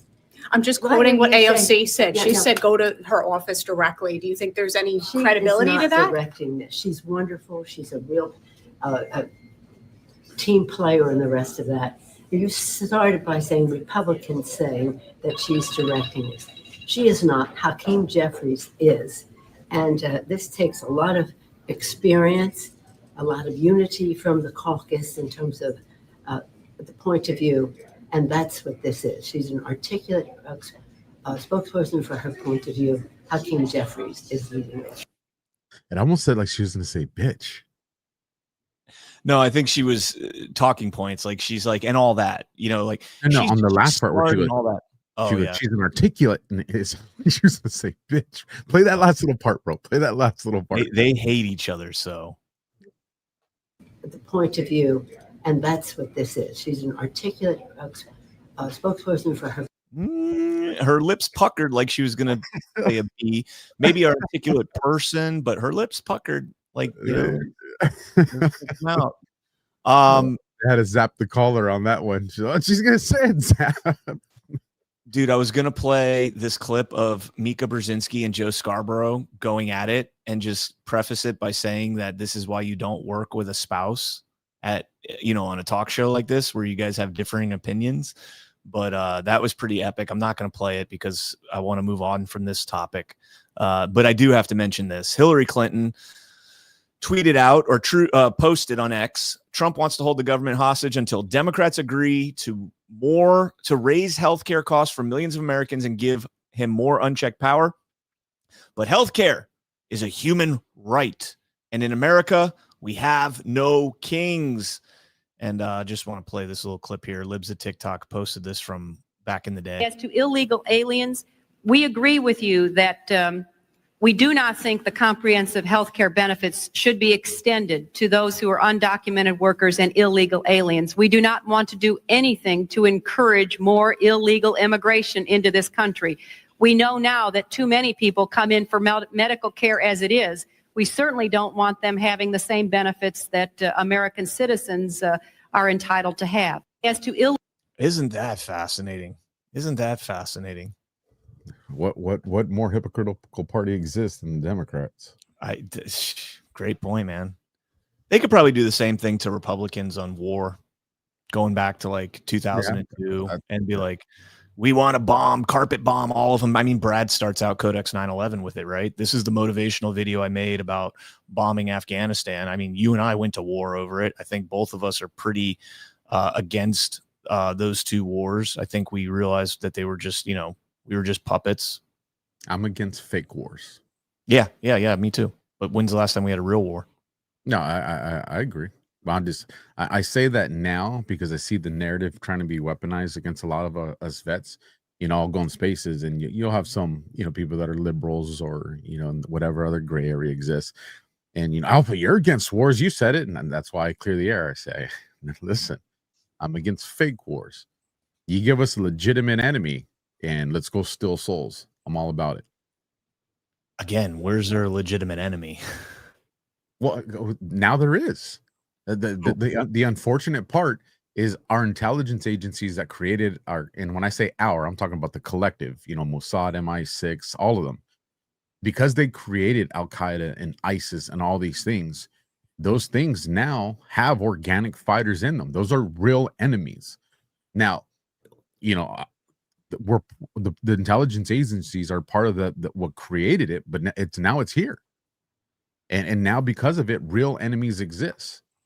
And that is something that we at some point are going to have to deal with.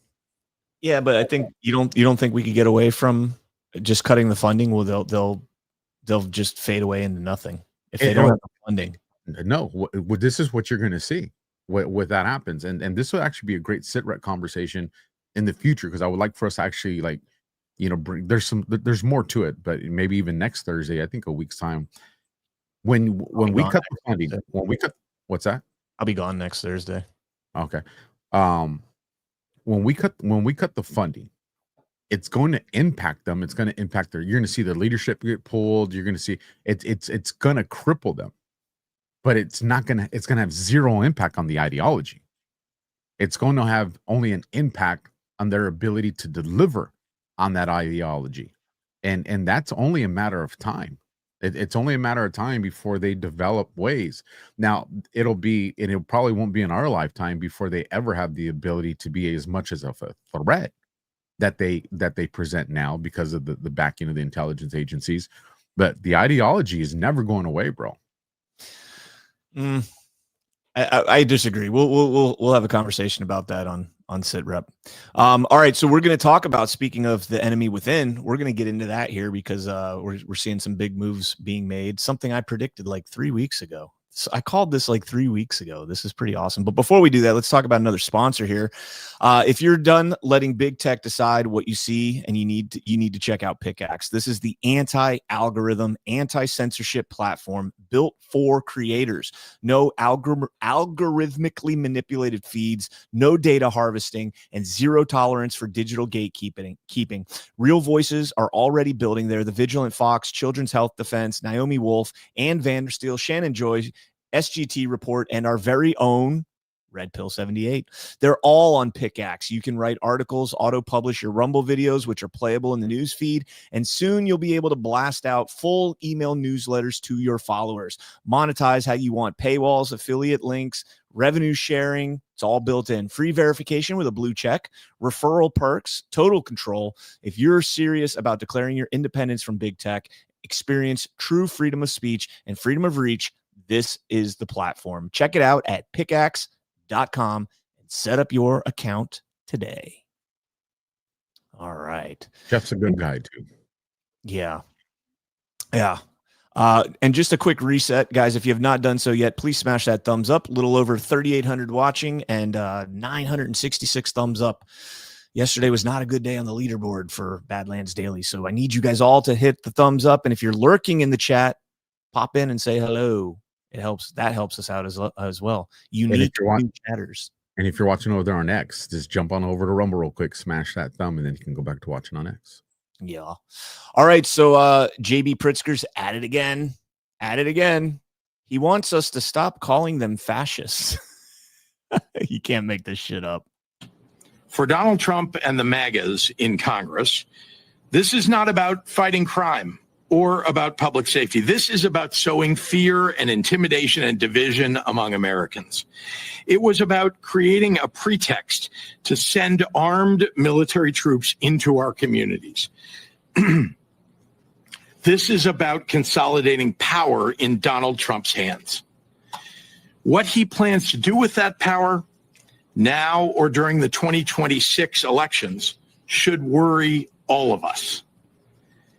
When you add to that the Trump administration's effort to label as dangerous free speech critical of him, White House senior staff calling the Democratic Party fascist, the Trump-appointed FCC chair threatening to revoke broadcast licenses and the approval of a merger in order to silence late-night comedians, Trump's threats to jail political opponents.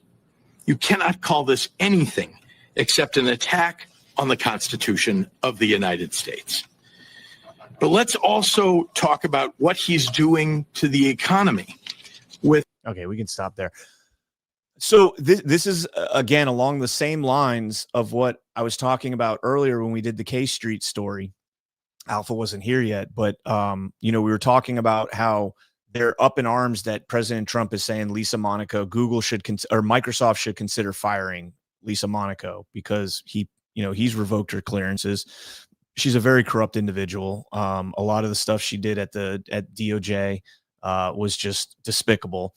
And apparently K Street lobbyists are up in arms saying, well, not up in arms, but they're shaking in their boots, I should say, because they think that President Trump, if you don't align with him, he's going to, I don't know, target you or whatever. And it's like, that's exactly what they've been doing to us for the last 4 freaking years. I'll remind you guys of this. Donald Trump and the MAGA Republicans, MAGA Republicans, MAGA Republicans, MAGA forces, MAGA failure, Trump and the extreme MAGA Republicans, the extreme MAGA ideology, MAGA Republicans, and Donald Trump and the MAGA Republicans, and MAGA Republicans, MAGA Republicans, MAGA Republicans, MAGA Republicans. Dude, look what they did to MTG because of the things that she was saying, and the way they're all of her committees in her freshman year. And do they forget? There's a I'm sorry, it's morning Oh, television. you're good. We've already broke the seal. Once you break the seal, it all just that's I'm trying to hold out. There's a freaking mugshot of President Donald Trump. Yep. Because of them. Yep. And are we going to forget about all the J6ers that were thrown into solitary confinement because of their political beliefs? The parents that were being tracked by the FBI because they wanted to have a say in what their kids were, at school, but because they attended a board meeting and made comments contradictory to the agenda of the government and the schools, they were now being tracked, literally tracked, surveilled by FBI agents, the Catholics. And these people are so hypocritical. The part that's crazy to me is, do they really think that American people are that dumb to forget something that's only a year and a half ago? Yep. That's crazy. We're not talking about 2 or 3 administrations ago. We're talking about, before the last 6 months of the prior presidency, all this stuff was, it was very prevalent. Yeah. President Trump just settled the lawsuit with YouTube, $24.5 million for censoring him online. Meta, same thing. ABC with the censorship review, the selective editing. The problem here, and this is going back to what I was saying earlier, is you're seeing a transition in how this is being orchestrated. So during the Biden administration and even beyond that, before that, they targeted, these bureaucracies, these entities that are, the censorship, the FCC, the SEC, they were targeting people at the individual level. They were going to the school board meetings and targeting moms who spoke out against porn in the schools and the gay porn, this book is gay, which I have over here. They were targeting all of that stuff.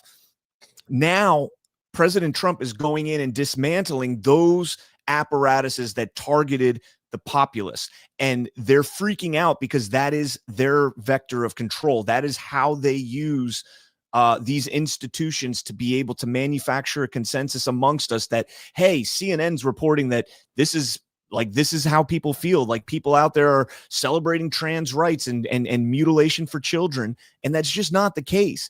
But when they see that they're starting to lose their grip on that because President Trump is kind of tightening the screws. And the article mentioned itself. This is a normal transition. Like, when you have a new regime take over, a new party assume office, the old party that was in power in these lobbying firms and everything, they die out. They disappear because they don't have the influence anymore. The problem is the Republicans shouldn't have that much, the establishment Republicans in these firms shouldn't have that much influence at all. The influence should be gone. And this is one of the things I think Massey speaks out against a lot is the influence of lobbyists in DC, not just, IPAC and others, but throughout DC. But they're losing grip on this. And so now you're seeing the panic in Pritzker coming out and calling us fascists. Are you freaking kidding me? Are you kidding me? I've been called Nazi. I've been called Gestapo. I've been called fascist. I've been called maggot retard, like everything. Don't come out with that with Pritzker. Somebody in the chat said, I might make a video of this, said fascist, or is he saying fascist or fat shits? Because I think he's just a fat shit. David McKinney in the chat said, and this is a perfect example to put a bow on what we're talking about here. What about the aunt that lost her nephew because they added a charge of J6? Talking about Matthew Perna. Perna. Yeah. And there you go. J6, then, the prosecutors that knew that they were ultimately not going to hold that charge against him, but they did it in order to create the fear so that way he would concede, to a guilty plea, and he committed suicide as a result of it. And this is, I agree. I agree completely with that, David. Yeah, JB Pritzker can F all the way off. He knows what's coming, and it's gonna when it works, he's gonna have nothing to run on. And here's a case in point. So from the AP, Trump deploys National Guard to Memphis, calling it a replica of his crackdown on Washington. It's awesome because I called this like a month ago when he just first mentioned to Pritzker. When he first mentioned potentially going into Chicago, I was like, don't go into Chicago first. Go into Memphis first. Go into a red state, a blue city and a red state, a blood red state that has just little pockets of blue. And immediately I was like, Memphis, murder capital of the country. It's consistently in the top 5. And sure enough, here we go. It says, President Donald Trump signed an order on Monday sending the National Guard to Memphis to combat crime, offering another major test of the limits of presidential power. Trump said troops will be deployed and join a special task force in the city comprised of officials from various federal agencies, including FBI, DEA, ICE, and the U.S. Marshals. Quote, this task force will be a replica of our extraordinarily successful efforts here, Trump said of DC, and you'll see it's a lot of the same thing. The presidential memorandum did not include details of when troops would be deployed or exactly what his promised surge in law enforcement efforts would look like.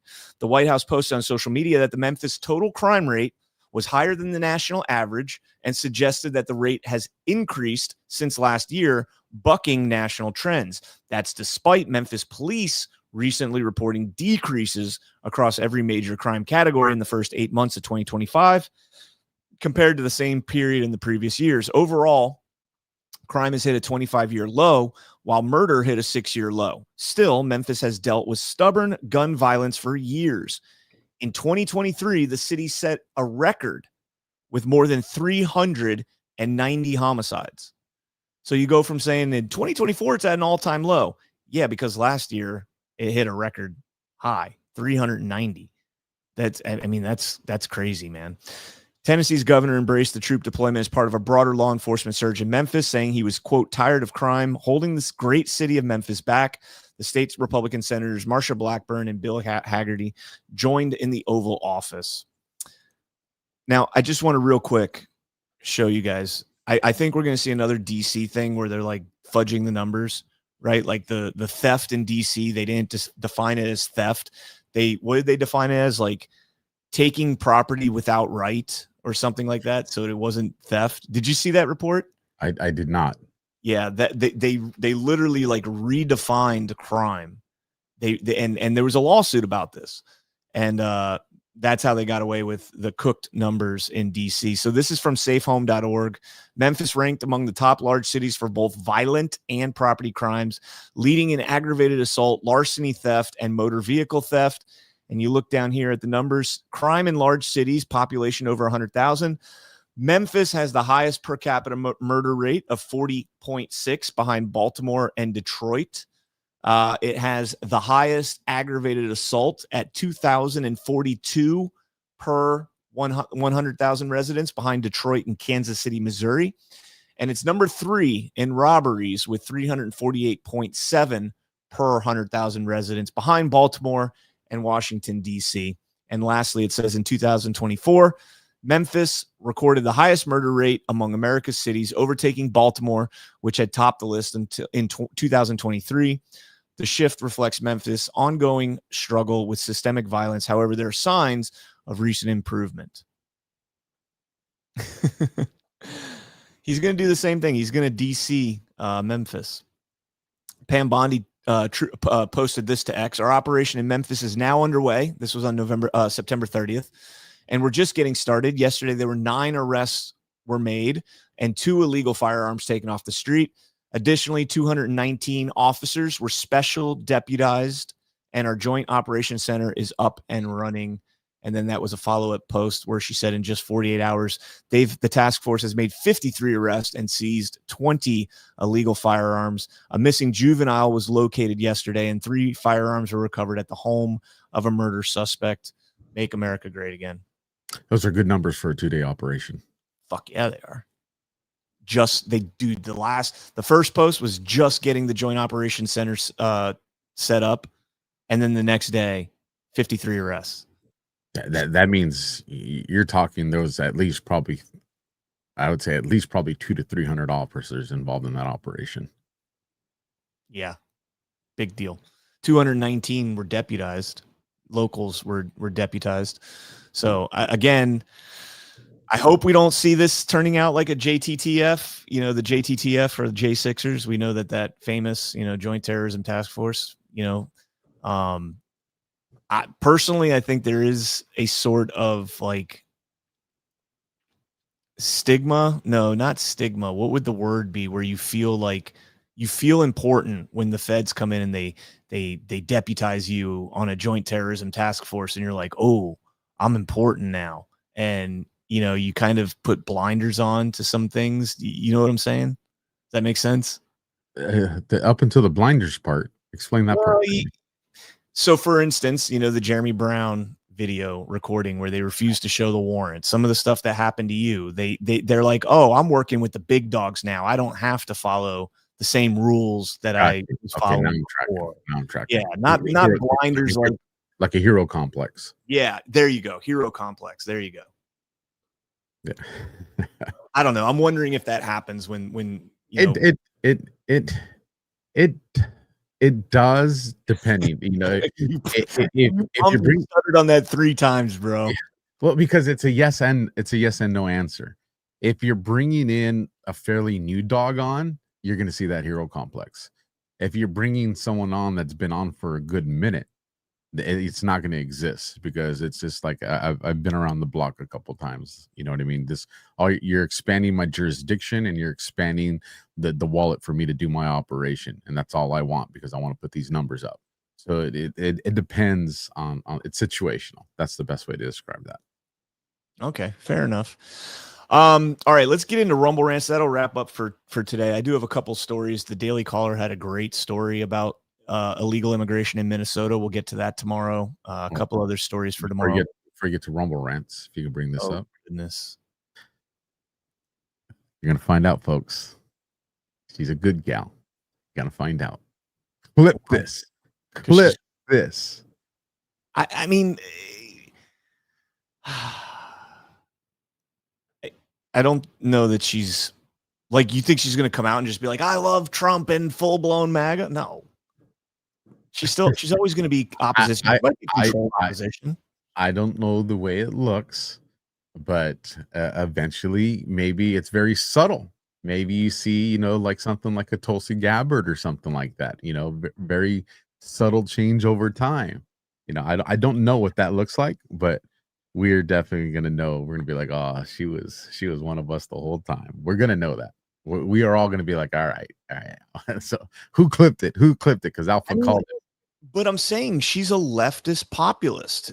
She is more aligned with I think she's more aligned with MAGA than she is with establishment Democrats. Do you? Well, of course, that's the role that she's playing, but she's doing it in a fashion that has brought it to the surface. Do you guys remember how many of you forgot about the squad? You don't even hear that talked about anymore. Once in a blue moon, yeah. But think of all the trash that brought to the surface by them doing it. Well, her doing the fake cry in the white dress at the border. It's she has preceded a lot of these headlines that ended up working, or at least in the understanding of bringing it into the open, favored our side. Now, listen, I'm a stats guy. Statistically, to be at the forefront of all of those all the time, no, I'm not buying it, man. She is. You're gonna find out. Maybe we don't find out the she was part of the 60,000 ghost army or something like that. Maybe we don't find out that, but we're definitely getting confirmation. When she ends up being you guys are gonna see she's gonna end up being a Republican in the future. It's going to happen. All right. I don't think she'll be a Republican, but I think she'll be continuing her role. And I do think she is serving a role, whether she knows it or not. You'd have to look more into the casting agency that hired her and their affiliations and all that, because she's still handled. What's that? She yeah. Trump always says central casting. Yeah, he said it at the generals meeting, central casting, about the generals. Yes, he did. All right, so some rants here. Nanander 7. What is the history of Congress having recess for this Jewish holiday? I don't recall them off during other shutdowns. Oh yeah, they've been off for every Jewish holiday. They're off for. We're off on every Jewish holiday in school, but we can't say Merry Christmas. But we can celebrate all the Jewish holidays, but you can't say Merry Christmas in public schools. We could when I was in school, to be fair. Nowadays, you can't. It's crazy. Rise Attire. Hey there, boys. Hope the both of you have a great day. Looking forward to sit rep tonight. I don't know about y'all, but the government is shut down and I feel rejuvenated. If only it were real. Yeah, again, I mean, don't get too excited. President Trump is in the background. They're doing the rescissions. They're doing their cuts. They're doing what they need to do. And when they're finished, the government will be right back up and running. Susan VN, good morning from Antifa attacked Eugene, Oregon. Stay strapped. Always. Be very, very, very careful out there. Yes. Stays next to me 24/7 in these trying times.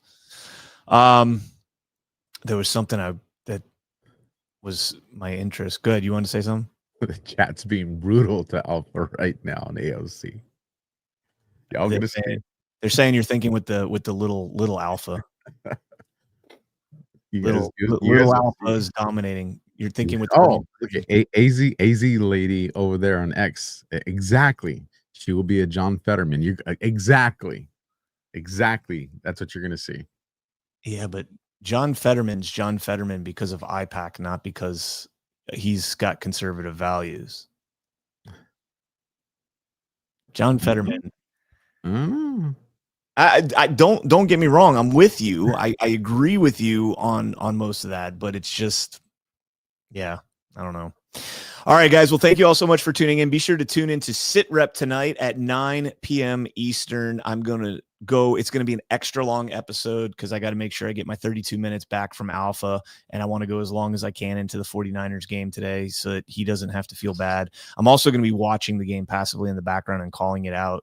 Don't be that guy. Don't do that. Don't be that guy. I didn't do it to you this past weekend, so on Sunday when you were live, so you know I won't do that. I'm not that kind of a guy.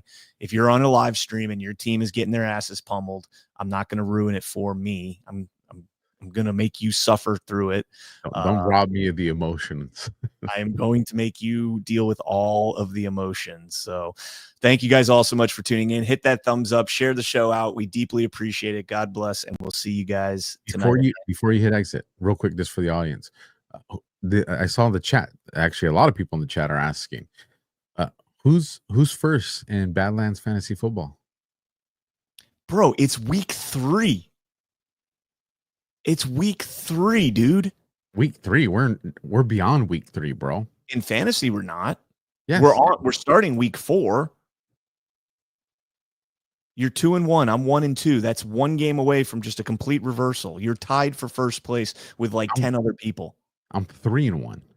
Oh, 3-1. Week 4, excuse me. Yeah. Week 4, excuse me. 3-1. You're tied with like 10 other people. Not 10 other people. There's 4 of us. 5.